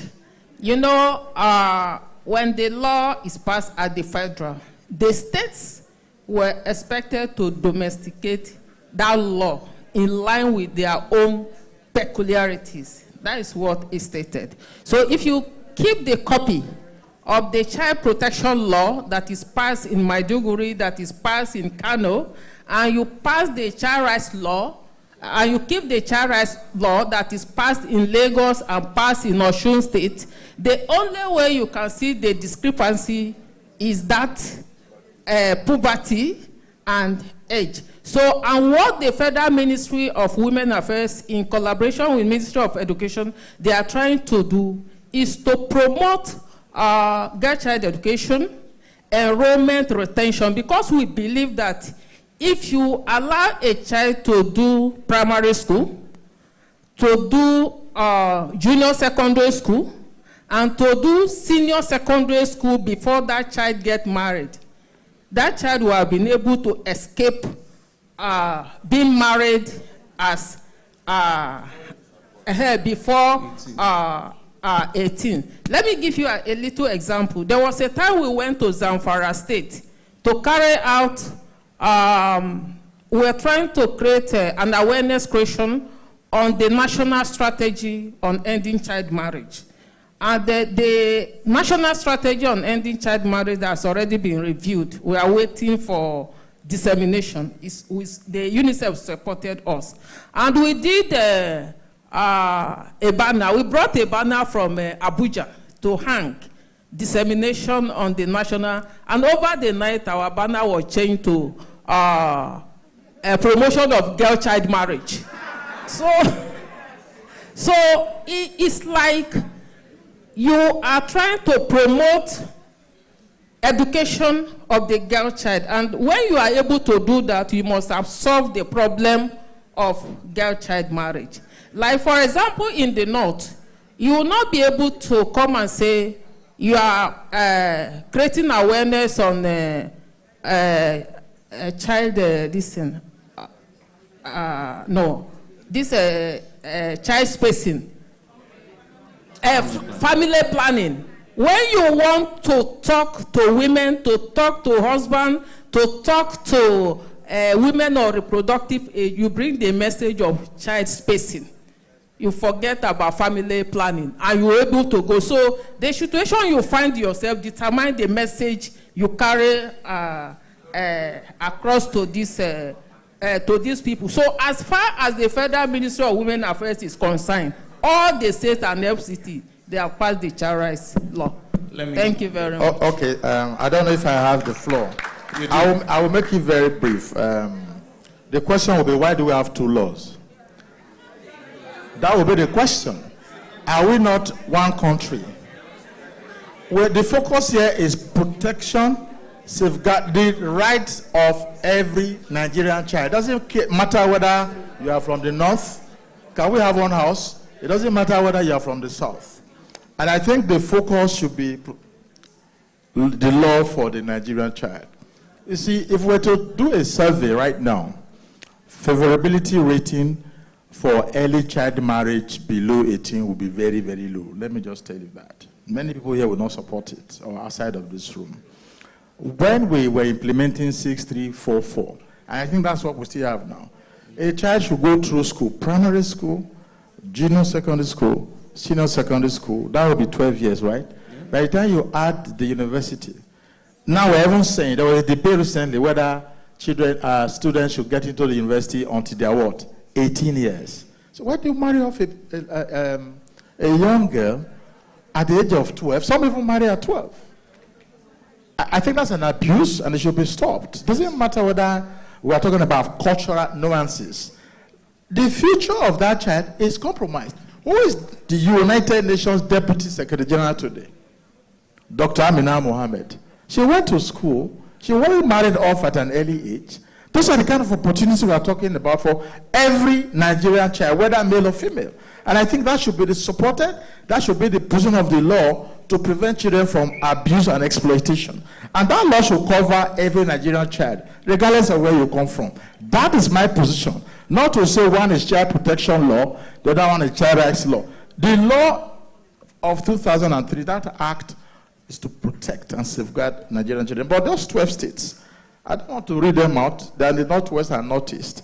They need to do the needful and go back to the drawing board. Let every Nigerian child have equal opportunities, equal access to education and health care, equal opportunities for vaccination, and equal opportunities to become our future leaders. Thank you. Thank you. Thank you so much. I think before we get into the interactive session, I want to ask one last question to Mr. Henshaw. Your ministry is in charge of shaping national narratives, and it's very obvious that from this conversation that it's looking like some people have a different reason why, it should be protection instead of law and, age. What is the National Orientation Agency doing to ensure that the Nigerian child should be protected, and the education even getting down to the last mile and ensuring that everybody understands why it is important to protect these Nigerian children? Yeah, like you said, it is important, but we have to do it by collaboration and partnership with other stakeholders within the government cycle, both like women affairs, and particularly the media. I want to crave the media, the indulgence to at least create a children's desk table or a reporter. They have bits that will talk more about children on most of their newspapers. That will help it because they are our partners in progress. I repeat, the media are our partners in progress. And our president is here. And some key editors are here. So the only thing we can do is that to do the right thing is by sensitization, enlightenment, and collaboration. And when we factor out these messages, we push it down to our state offices, NOAA, and all these things, and other agencies. It goes right down. You understand me? And the most disciplined way to learn is by educating people. Yeah. And how do we educate? The media educates you through enlightenment and publicity. So we would have to partner with the media better than we do it now to ensure that the messages on the child rights, on children protection, goes wide. And if the editors here create a desk for children, their plight will come out every day on a column. Understand what I mean? Yeah. That is the important thing I hope that we should do. Thank you. Thank you so much, sir. I think we would humor some questions from the audience. So if you have any questions, please indicate, and then you give us your name and what your question is and what it's directed to. Yeah. Yes. Maybe one or two contributions also. Yeah. So please, let's quickly go 1, 2. Please raise your hand high enough. If you could stand, it would help. Okay, so these number of questions. Oh, now everybody is standing. So we'll just take 5 questions. Could we start from... Let's start from the man in brown at the back. Thank you.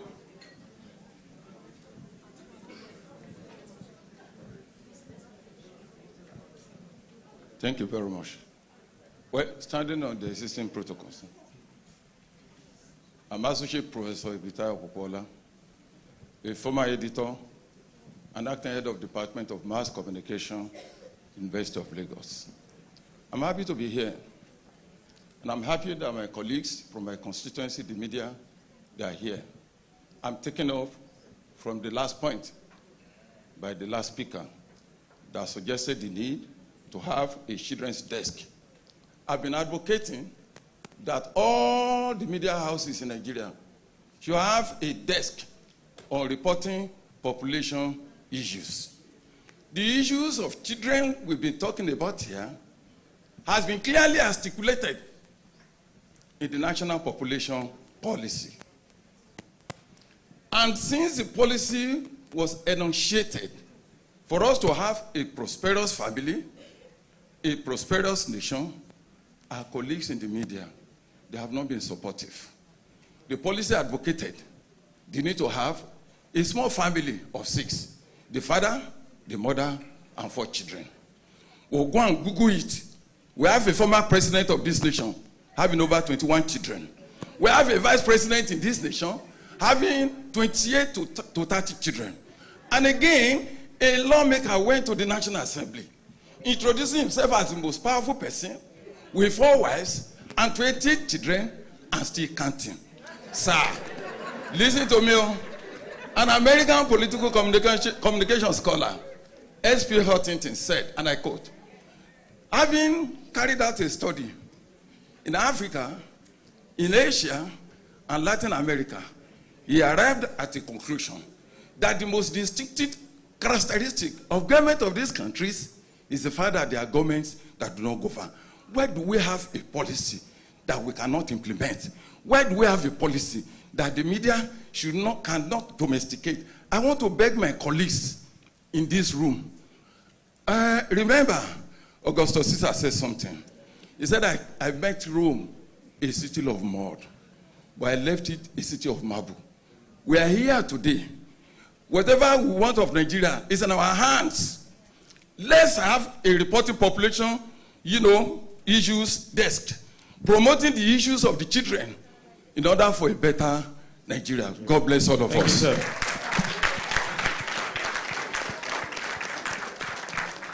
you, sir. There's a man on, yes. Question or comment? Comment and a point to note. Okay. My name is Benjamin Onyesom. Please choose one. Okay, a comment. Yes. My name is Benjamin Onyesom, and I'm a psychologist.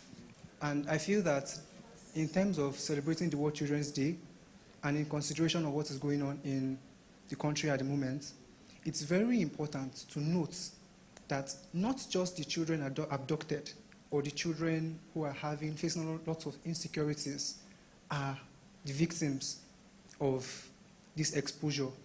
Also, the children here, the children in your local schools, where you hear them playing national anthem or singing close to your house, they are also affected.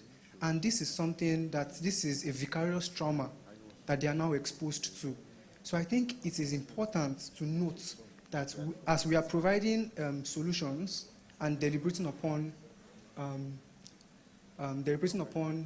solutions to, for media coverage in terms of education insecurity, providing quality access to education and equal access to resources amongst children, it's also important to note that we also need to provide mental health interventions for children who are experiencing vicarious trauma. Thank you very much. Thank you. Thank you. Thank you for noting that out. Mental health for children. The lady in black. Okay, good afternoon, everybody. My name is Esiogene Asagba, essay nutritionist. I'm a nutritionist. And piggybacking off the comment about girl-child marriage, on the International Day of the Girl Child, I made a tweet. I made a single, it was a campaign for me, and I said, misogyny is a social determinant of health. And I got a lot of heat for that. People were not believing that, look, the systemic belief that women and girls are seen as less actually does affect the health and general well-being of women and girls. What we are fighting here is not mostly just a government policy thing. We are fighting an ideological war. There is a systemic belief that women or girls are seen as less, and that their whole purpose on earth is to get married and have children.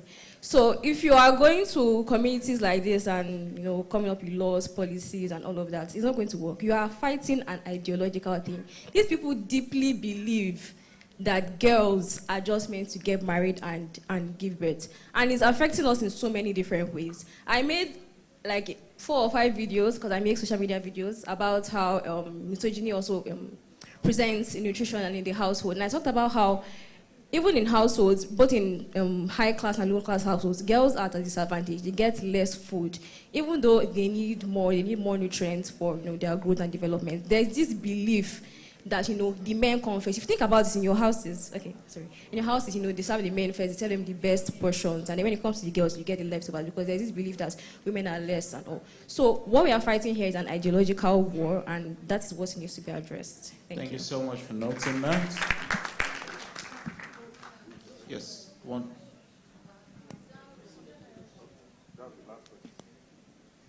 Good afternoon, all.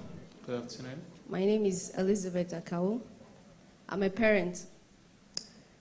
I want to say, first of all, poverty is the cause of out-of-school children, mostly. Because most of the times, when you're hooked, there might be nothing you can do. Your children must be out, except there's help from outside. So we thank God for organizations like UNICEF that are coming in to help these kids that cannot go to school because of poverty. And then I want to also say that parents need to be very careful. Why I support Mr. Yes. If you're not matured enough, you wouldn't know what to do with a child. Because if you're a child and you're giving birth to a child, who is grooming who? You understand? So you must be matured enough to know what is marriage and then giving birth. If you do that, you'll be able to take care of your child without much problems. And then all children come with potentials. All children. There's no human being that will not come with a potential. I have 3 kids. The first wants to be a medical doctor. He's a singer. The last one is an artist. And because I notice all this, I allow them to flow. So if you understand the potential of your child and allow the child to flow, he will grow better than forcing him to do what he does not want to do. Yeah. And then, what time do you take your child to school? At what age? Sometimes we take these kids too early, and when they go to school, they get things that we cannot imagine. They learn things that the mind cannot comprehend because it is too early. So the first place is the place of the parent. Teach your child first and then take him to school. What you have taught him, he will not leave, because the Bible says, that's for a Christian, the Bible says, teach your child, and when he is old, he will never depart. So please, let's take these things in an organized way, and then we'll have a clean society. Thank you. Thank you. The role of parents, and again. And then one last question for the young man in the middle. Just pardon me, sir. One last question. Thank you so much. Thank you. My name is Ajibola Oshungbon, a student of NIJ, PGD student. So I have 2 questions. The first will be thrown at the country 2. It's very short. One question. Okay, it's very short, but the first, the country representative of UNICEF, she talks about water. I think she talked about 3% access to water in Kebbi, and there is work ongoing. Okay, she's the one. Thank you. Now, there is ongoing campaign or stuff about that. And I think it's more peculiar to, like, the focus is on the northern side. Some month ago, there was a story about bad water in the southern part of Nigeria, most especially Ogun State. And I think there should be more focus too in Osun State, Elisha precisely. Mining is going on over there, and there are bad waters. So I think it's a question. So I don't want to answer my question myself. So what is your question? So my exactly? question is the focus only in the northern side or across Nigeria? And secondly, okay, it's fine. Thank you. Thank you so much for the question. When I talked about where we are, I gave that example that we use information or data to decide where we are going. But at the same time, I also mentioned that we are present also in South, but not maybe in the same way. So you mentioned about Oshun. We will work with Oshun, we will work with Lagos, we will work with Enugu, and we do, to help them also make the policy strategy. We advocate to make sure that there is enough funding from the government is also allocated for water, sanitation, education, child protection, and health and nutrition. So it's called differentiated approach. So in North, also we do the same. Did you know that most of the northern states, they actually provide funds from their own budget for nutrition program compared to South as well. So depending on the situation, and it's not UNICEF who's deciding, we decide very, very jointly with government as well. Thank you. So we'll take two last questions, but from this side. Yes. And if there are any students that have, okay, please come forward. Please a round of applause as one of the children comes forward. It's your future, yes. Let's hear your question. What steps are being taken to make education more inclusive for children with disabilities? I like that question.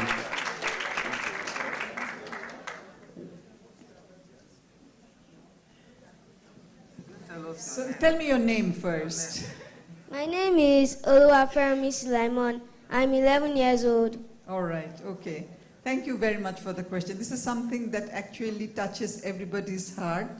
So steps have been taken to include children with disabilities? So there is, first of all, it depends on the country as well, that where the country is in terms of their policy, in terms of their, strategy. So we work with the government first to have a policy for inclusive education. Inclusive education means that all children with disability should have the same opportunity to be in the school. And then after that, depending on, again, country situation, we also provide sometimes assistive technology, which will help, a child, if the child is visually impaired, to also learn. Also, sometimes we provide through government also hearing aid. Some children, they cannot come to the school because of maybe they are not able to walk. So we also work with the government and to encourage schools to have ramps so that, that child can easily come. But the most important thing is also prepare the school and the teachers themselves as well. So they do not discriminate a child with disability. They equally treat that child as one of the regular students. Thank you very much. Thank you. One last question. Okay. Sorry, just videos. We have. Okay. This is our day. Yeah. My name is Oyedeji Fadwera, and I want to ask that, can government allow women to be leaders like communities? I'm going to direct that question to Mrs. Miriam. What's your name again? Oyedeji Fadwera. Okay. Okay, thank you very much for that question. Can government allow women to be leaders in communities? Yes, why not? Women can be leaders in community because the Federal Ministry of Women Affairs just held its 25th regular National Council at Benin from 9th to 14th. And thank God you were there. There was a memo from one of the states. It's an information memo to the council that their state have already have a provision for women in council. And we have seen so many instances where women, even in the north, are turbaned to as a traditional to work with the traditional council. And thank God we are from the west. We have seen numbers of regents that ruled when their father passes away, and they rule for a certain time before the men takes over. But apart from that, when we encourage women in education, when you aspire, you know, education is power. Once you get that power of education, you can be anything. Because even if tradition did not give you that opportunity, your education will give you that opportunity. So I want to call on you to do all your best to aspire in your education, and the sky will be your limit. Thank you very much. Good days. My name is Hamza Aliu, and my question goes to, what if the parents do not have enough money to take the girl to school, that the only choice they have is to let the girl to marry? Very salient question. I think as a representative of the government. Okay. Thank you. Okay, thank you. And that is where the Federal Ministry of Women Affairs comes in. We continue to advocate for parents to send their children to school.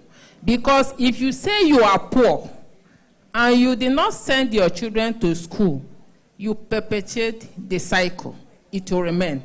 But whatever, as a parent, whatever you can do to send your children to school, we create awareness around that, and we use other women as example. I'll use myself as an example. I come from a female-dominated family. We were 10 in number, and our firstborn was the only man we have. And I also came from a polygamous family. But my mother sold her clothes, sold her plates, sold everything. You know that tradition when you are in the village. What the women value is cupboard with plates like this. We grow up to know that my mother has her own cupboard, but at the end of the day, everything disappeared because she sold everything to ensure that the 9 girls plus the 1 boy goes to school. She sold all of them. But before she passed away, 2 years ago, may God bless her soul, when we all graduated, she regained everything. So once you are poor, tell women, do all what you can do. Forget about their showbiz. Forget about everything. Send your children to school. When that children becomes educated and she becomes something, she'll remember the parents. Thank you. Thank you very much. Thank you so much. Okay. The world is changing rapidly. How is UNICEF and the Nigerian government preparing Nigerian children for the future that is being reshaped by technology like artificial intelligence? What's your name? Tariq. Tariq what? Lawal. Tariq Lawal. What is Nigerian government and UNICEF doing to ensure that the Nigerian child is equipped for the future technology? Like UNICEF. All right, okay. So it's a tough question because there's a lot of discussion going on artificial intelligence. Artificial intelligence, the technology is fantastic, but also we need to be very careful that how it is being used by, not only the children, but all of us. So we also work with the Ministry of Education as part of the digital strategy for education, but also it's also the responsibility of not only the parents. I know that we are talking a lot about parents, but it's also the responsibility of the students to also use it very, very responsibly so that it does not cause any harm to themselves and also cause harm to others as well. So, but we promote digital strategy with caution. Thank you. Thank you once again, everyone. Okay, one last question. Good afternoon, everyone. My name is Adam Odutolu, and I'm a second-year law student from the University of Lagos and also a UNICEF Young Influencer. So, now what we're talking about, so I've been seeing ways of trying to contribute our quota from the aspect of, career path we are in. And in our faculty, I remember our lecturer teaching us or lecturing us that a major part of the problem we see in Nigeria is not like in the chapter 2 of the Constitution. Most of the provisions that are essential to our well-being are non-justiciable. And by non-justiciable, I mean they are an aspiration to the nation and not something that are compulsory. For example, if we check education, we check healthcare, we check food security, all these things are an aspiration to the government. Until these things are made compulsory to for the government to provide them, like the brilliant boy said, if a parent doesn't have the financial capacity to send a child to school, this is where this kind of mechanism comes in. So until the government make this non-justiciable provision justiciable by making them compulsory and providing for them, I'm not sure we're going to go far in all this. And aside from in all this, and also just my last contribution, I would love to recommend that there are more youth inclusion to governance and not just, they say we're the leaders of tomorrow, but tomorrow starts from today. Rome wasn't built in the day, but bricks were laid daily. Thank you so much. Thank you. Okay. I was just going to quickly say that we're talking about children not going to school because of poverty. What is the priority of government? Every child, Nigerian child of school age, primary school, secondary school, should go to school free of charge. Free education. If the government cannot provide that, and they are busy spending money on things that are not important, then the media has to make that intervention to launch an advocacy and campaign that every Nigerian child of school age, primary work, and secondary school should go to school free of charge. Thank you. Okay, thank you. I just want to quickly react to Professor's submission. He made an allegation against the media, myself and my colleagues. So I'm responding on my behalf and on the behalf of all that are affected. It's not totally correct to say that there are no gender desks. Population desks. Honestly, many media houses have population desks. Where I work, News Agency of Nigeria, we merge it with health and population desks. This is where we x-ray things about the children, their challenges, make advocacies, and then make follow-ups to policy implementations and all that. So we do them, but there will always be room for more.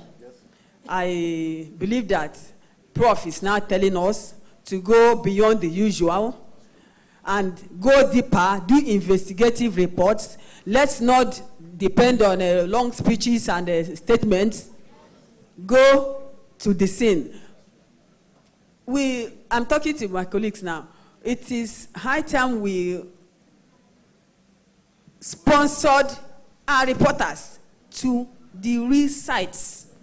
Preach. So that they can have, so that we can get first-hand information. Many times, or sometimes not many, we report from the perspective of the authorities. But when we go and be participant observers, we will write better and our reports will make more impact. Thank you. And we should give our reports a human face, humanize the report so that it will carry emotion, it will carry empathy. It will seek policy change and it will attract policy change. We should also make our reports solution-based. It is not enough to report problems. There will always be problems. But let's try to profile solutions in our reports. That will help us to make these children what they want to be, what God wants them to be. There are potentialities in them. Thank you. But let me quickly react to the question from the second to the last person as to what efforts is our government making to equip the Nigerian child with digital tools and all that. Let me remind us that very recently, I'm not speaking for government, I'm speaking from the perspective of a journalist, as you know. Very recently, there was a revision of a basic education curriculum, and it captured enough to make our children ready for the digital world they are already in. It captured coding, STEM education, ICT, and even entrepreneurial and vocational education. So, what we should not be talking, myself and my colleagues, will be to follow up on this revision, the implementation. Are there enough teachers to even teach these things? That is where we can hold government accountable. If there are no teachers to do this, government needs to train more teachers in these new fields to be able to train the children. And teachers, I said before that some teachers not all are complicit in all this. Some are not willing to do it. And some school proprietors too, they deliberately hire cheap labor that won't do much. So it is high time editors beam searchlights on this, expose all this. The sole reason is to equip these ones that will be Nigeria's future very well to face the 21st century life. Thank you very much, ma'am. And I don't think there's a better way to call the curtains on this conversation. It's very evident that the Nigerian child's future actually starts now. It has started already. It's not, and I think we also need to change the idea of, if there's a word that is not future, let us put it there, because it has started already. These children are already here, right? And we have a collective responsibility and commitment. And it's been shown from, the enthusiasm of everyone in the room that we're all committed to this goal. And just like one of our panelists says, I think we should chorus once again, the Nigerian child cannot be stopped. Thank you. Thank you to our panelists, our experts. Thank you for giving your points. I think we should take a picture first. Yes, please. Yes. A round of applause, ladies and gentlemen, for our distinguished panelists. And of course, the moderator. Can we make it louder, please? Can we please get together for a group photograph?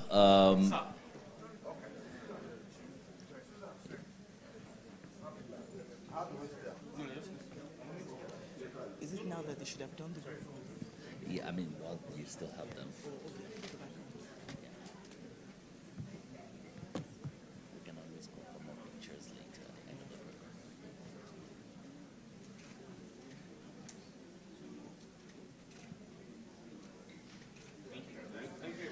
Thank you very much, ladies and gentlemen. One more time, give it up for the panelist and moderator. Thank you, Aproko Doctor. Very insightful conversations, and we also thank you for lending your voice in the course of the discussion. So just before the closing remarks, we're going to be calling on Mr. Lanre Idowu, the chairman of the Diamond Award for Media Excellence, to just give us his thoughts and reflections and the call to action. Mr. Lanre Idowu, please. A round of applause for Mr. Lanre Idowu. And of course, at the end of this, we will have opportunities to take more pictures. Thank you. I need to call my sister.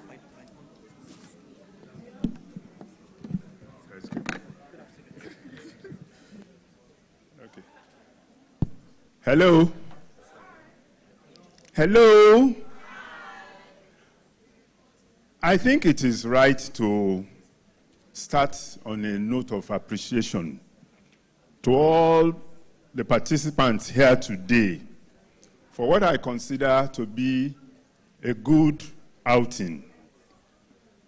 We talk about the media partners, the civil society organizations, the policy formulators, the development specialists, the donors, the students, the resource persons, and our able anchors. And lastly, UNICEF. I think one basic premise on which we are all in agreement is that the Nigerian child is special. The Nigerian child is important to us. The Nigerian child should have all the privileges, all the rights that are due to them, accorded them. But we also recognize that our children are vulnerable.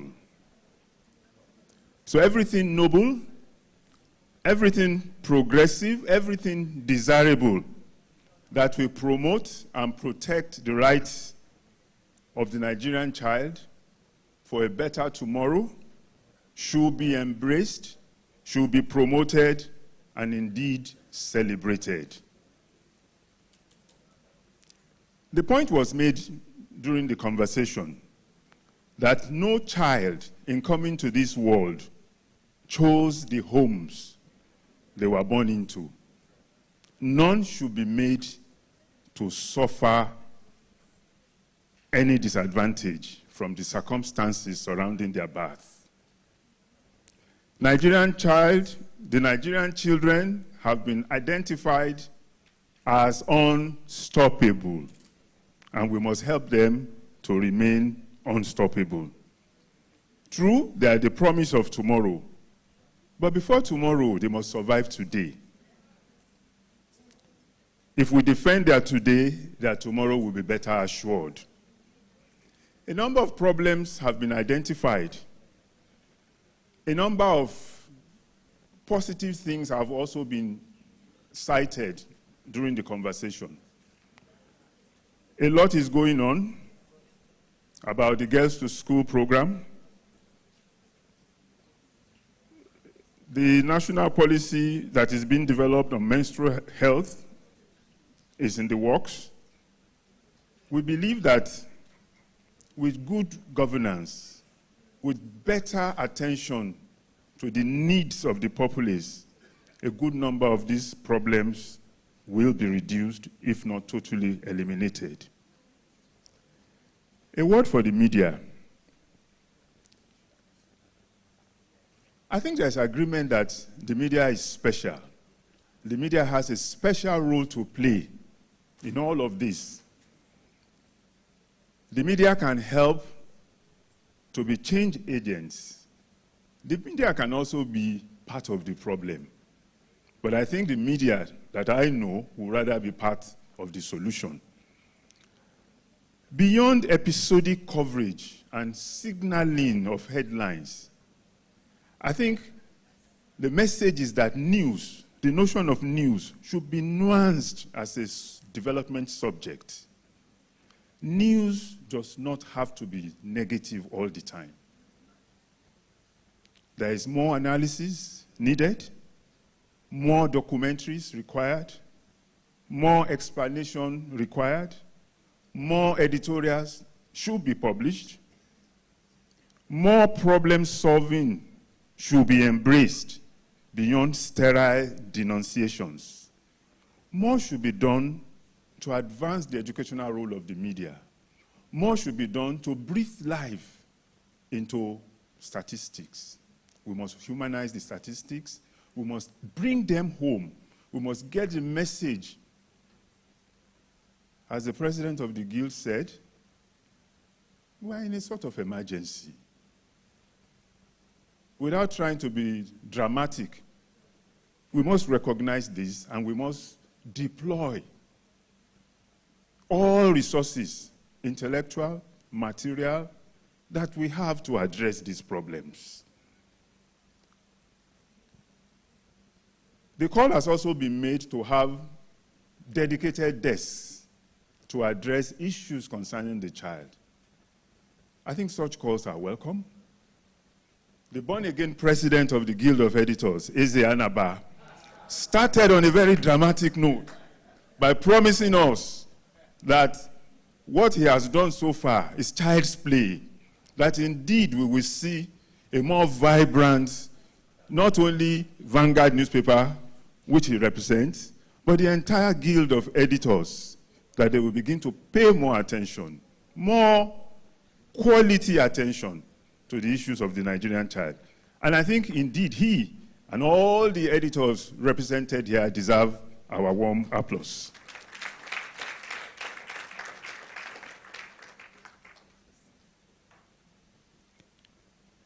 The civil society organizations and the media, they need to work hand in hand to ensure that what we like to describe as dividends of governance or dividends of democracy continue to be enjoyed. There are challenges. We cannot be blind to those challenges. But then there are also solutions, and we should be emphasizing those solutions. We should also remember that not all the problems belong to the federal government. There are different tiers of government, and they have different responsibilities. And a good number of the problems can actually be laid at the feet of the states and indeed the local governments. Above all, in whatever we do, I think we need to be even-handed. We need to be credible. If you are quoting statistics, give us the context. Give us when. Give us the authority behind those statistics so that they have meaning. If you are doing your analysis, let it be robust. Let it be rigorous so that people can understand the points that you are being made and the perspective that you are expressing. For our youth, the children, the leaders of today,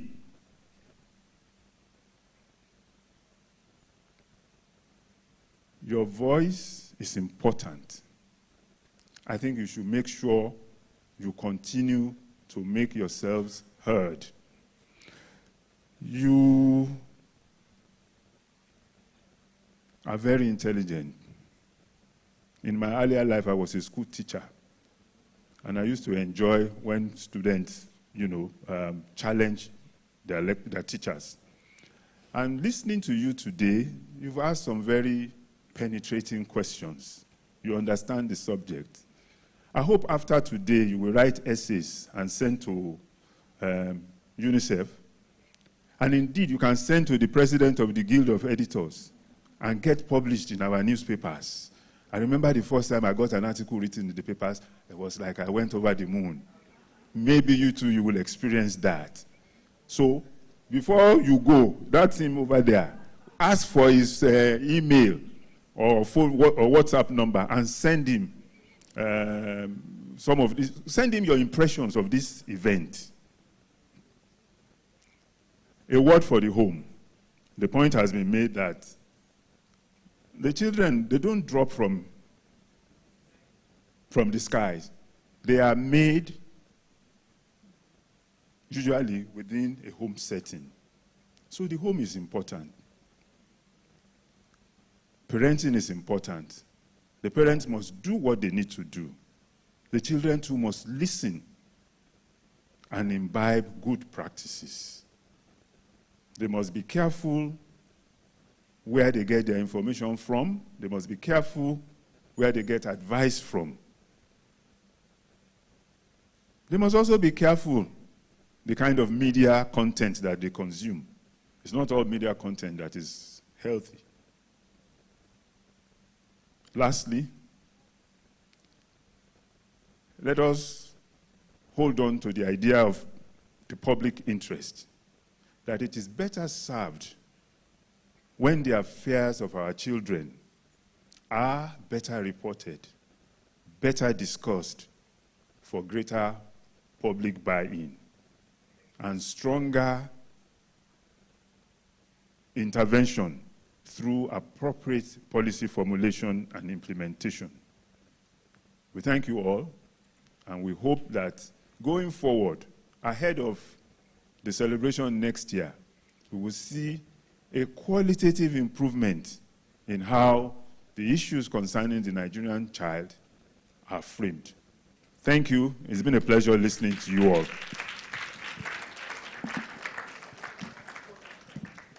Thank you very much. Another round of applause for Mr. Lanre Idowu, Chairman DAME, which is the Diamond for Excellence Media Awards. Thank you. All right, ladies and gentlemen, just before we go into we're just about to wrap up the program. So, ladies and gentlemen, I know we've spent the day listening to presentations and, of course, the very insightful and exciting, conversations that have happened this afternoon, which also had the participation of everyone in this room, whether by virtue of contribution or by virtue of asking a question, as we saw the young children do. So to kindly wrap this session, bringing it to a close, we have children, pupils, and representative of Ojodu Junior Grammar School, and they're here to entertain us as part of the delight of this very auspicious event. Ladies and gentlemen, please join me as I welcome the students of Ojodu Junior Grammar School for their presentation of No More Zero Dose, a song curated and, of course, produced by UNICEF. A round of applause, ladies and gentlemen, for UNICEF. Please enjoy the performance.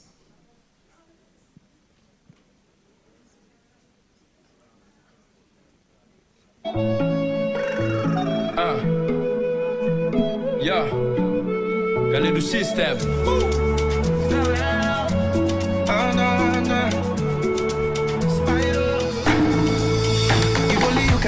Attention, listen to my story, oh. Many people we no need to don't suffer from polio. We all need to propagate the news. We no fit to underrate them too. If they get immunization, therefore they jolly like me and you. I never join it, none follow it. I ain't there no vaccine. Kala moya robe, ibadem vaccine. Alla moya bidafa, ibadem vaccine. Every child deserves protection, so let's make it right and leave no one behind. Now who they ask questions, now you they get answer. So let's get together now, no wasting time. Yeah. We can do better for the children. Better for the children. We can do better for the future.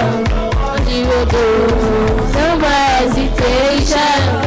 Zero dose, let's go immunization. We can do better for the children.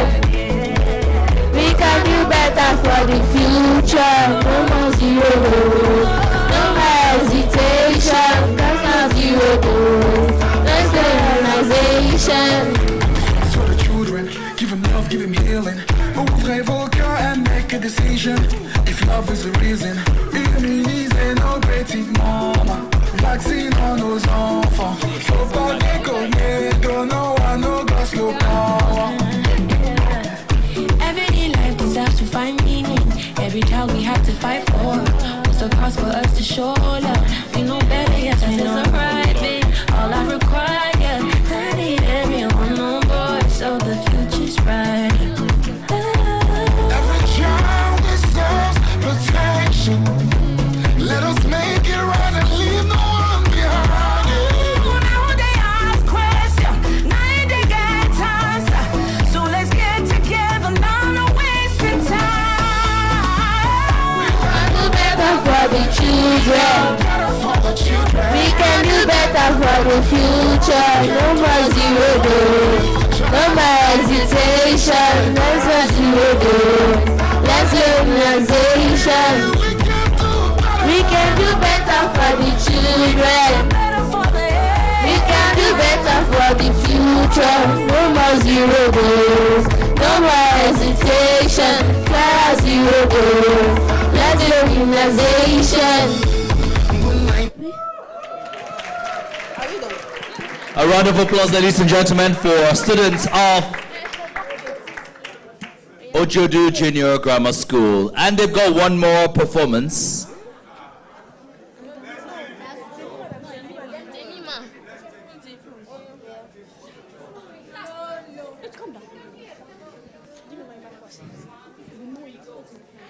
No, no. No, no. No, no. No, no, turning back. No, no. No, no. No, no. No, no, turning back. I have decided to make it in life. I have decided to make it in life. I have decided to make it in life. No turning back, no turning back. True laziness, no, no. True bullying, no, no. Going late to school, no, no. Exam malpractice, no, no. Indecent dressing, no, no. Fighting all the time, no, no. Procrastination, no, no. Yahoo, yahoo, no, no. We will lead the world, we lead the world. Compete globally, compete globally. As both be, as go getter, as go getter. Champion in life, okay to life. Where man, show some love, know some love, free of drugs, do yourself, for every lifestyle, I have decided to make it in life. I have decided to make it in life. I have decided to make it in life. No turning back, no turning back. True laziness, no, no. True bullying, no, no.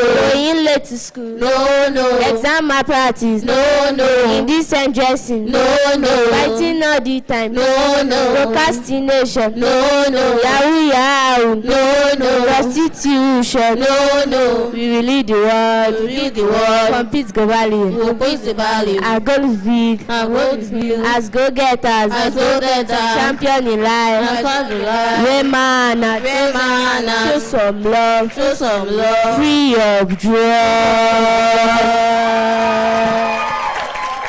Thank you very much, ladies and gentlemen, students of the Ojoju Junior Grammar School.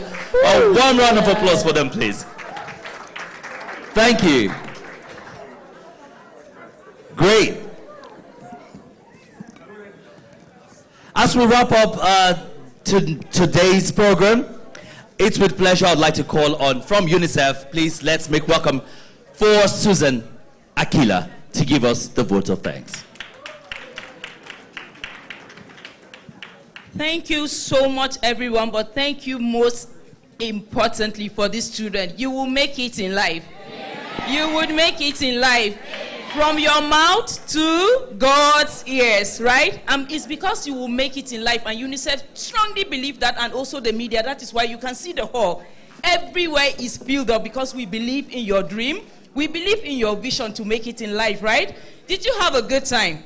Yes. Did you have a good time? Yes, ma'am. Okay, I'm sorry, adults. I'm coming back to you because you know it's Children's Day, right? They are the special guests of honor, so everything is about them. On behalf of UNICEF Nigeria, seriously, I want to say a big thank you to all of you, starting from the beautiful children who are the celebrants for today, to our young influencers, to our youth reporters, then to our development partners, to our civil society organization, to the government, and then to the friends of UNICEF, the big friends of the UNICEF, our media partners. Thank you so much for making this event a success. I know if we're not going home with anything today, we're going home believing that the children of Nigeria needs an assured future. And then they can't have an assured future if we don't start from today.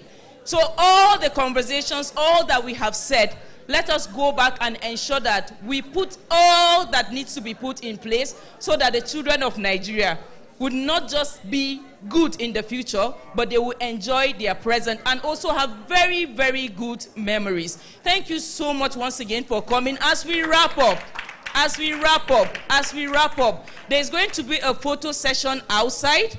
We'll go out and take pictures. We would also, you want us to use here? Okay, we'll use the backdrop to take pictures. Then we're going to also use the same backdrop on the side to have a brief media chat.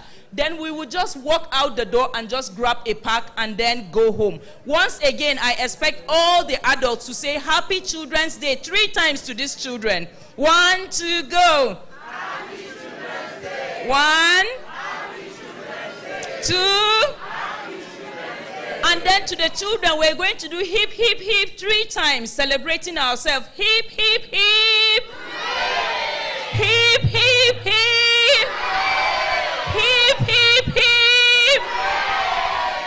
And to this, we come to a close. I wish you all a safe journey back to your destinations and see you next week, same time, same station, where we celebrate another World Children's Day. But let's go and keep celebrating children every day. C'est fini.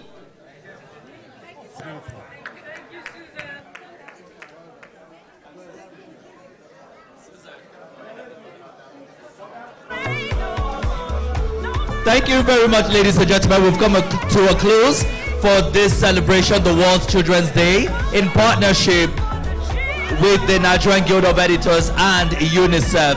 On behalf of my co-anchor, Stella Dean Jacob, I would like to say thank you very much for being such a wonderful audience.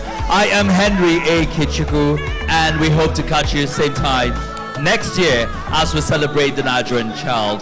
Have a good one. Bye-bye. Our children deserve our love and protection, so no more zero dose. Clear out zero dose and stand for immunization. We can do better.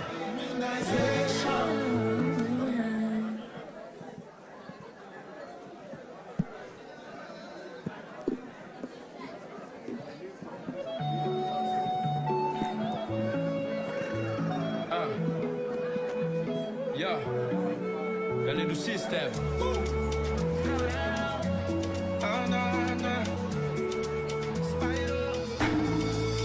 If only you can pay attention, listen to my story, oh. Many people we no need to don't suffer from polio. We all need to propagate the news. We no fit to underrate them too. If they get immunization, therefore they jolly like me and you. I'm never joining, none if I ain't there no vaccine. Kala moya dobe, ibadem vaccine. Alla moya bidafa, ibadem vaccine. Ora de moya la ni kene. Every child deserves protection, so let's make it right and leave no one behind. Now who they ask questions, now you they get answer. So let's get together now, no wasting time. Yeah. We can do better for the children, for the future. No more.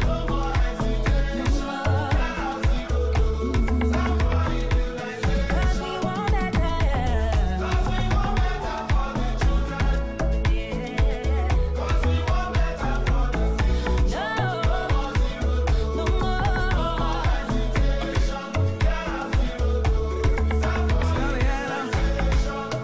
This one is for the children.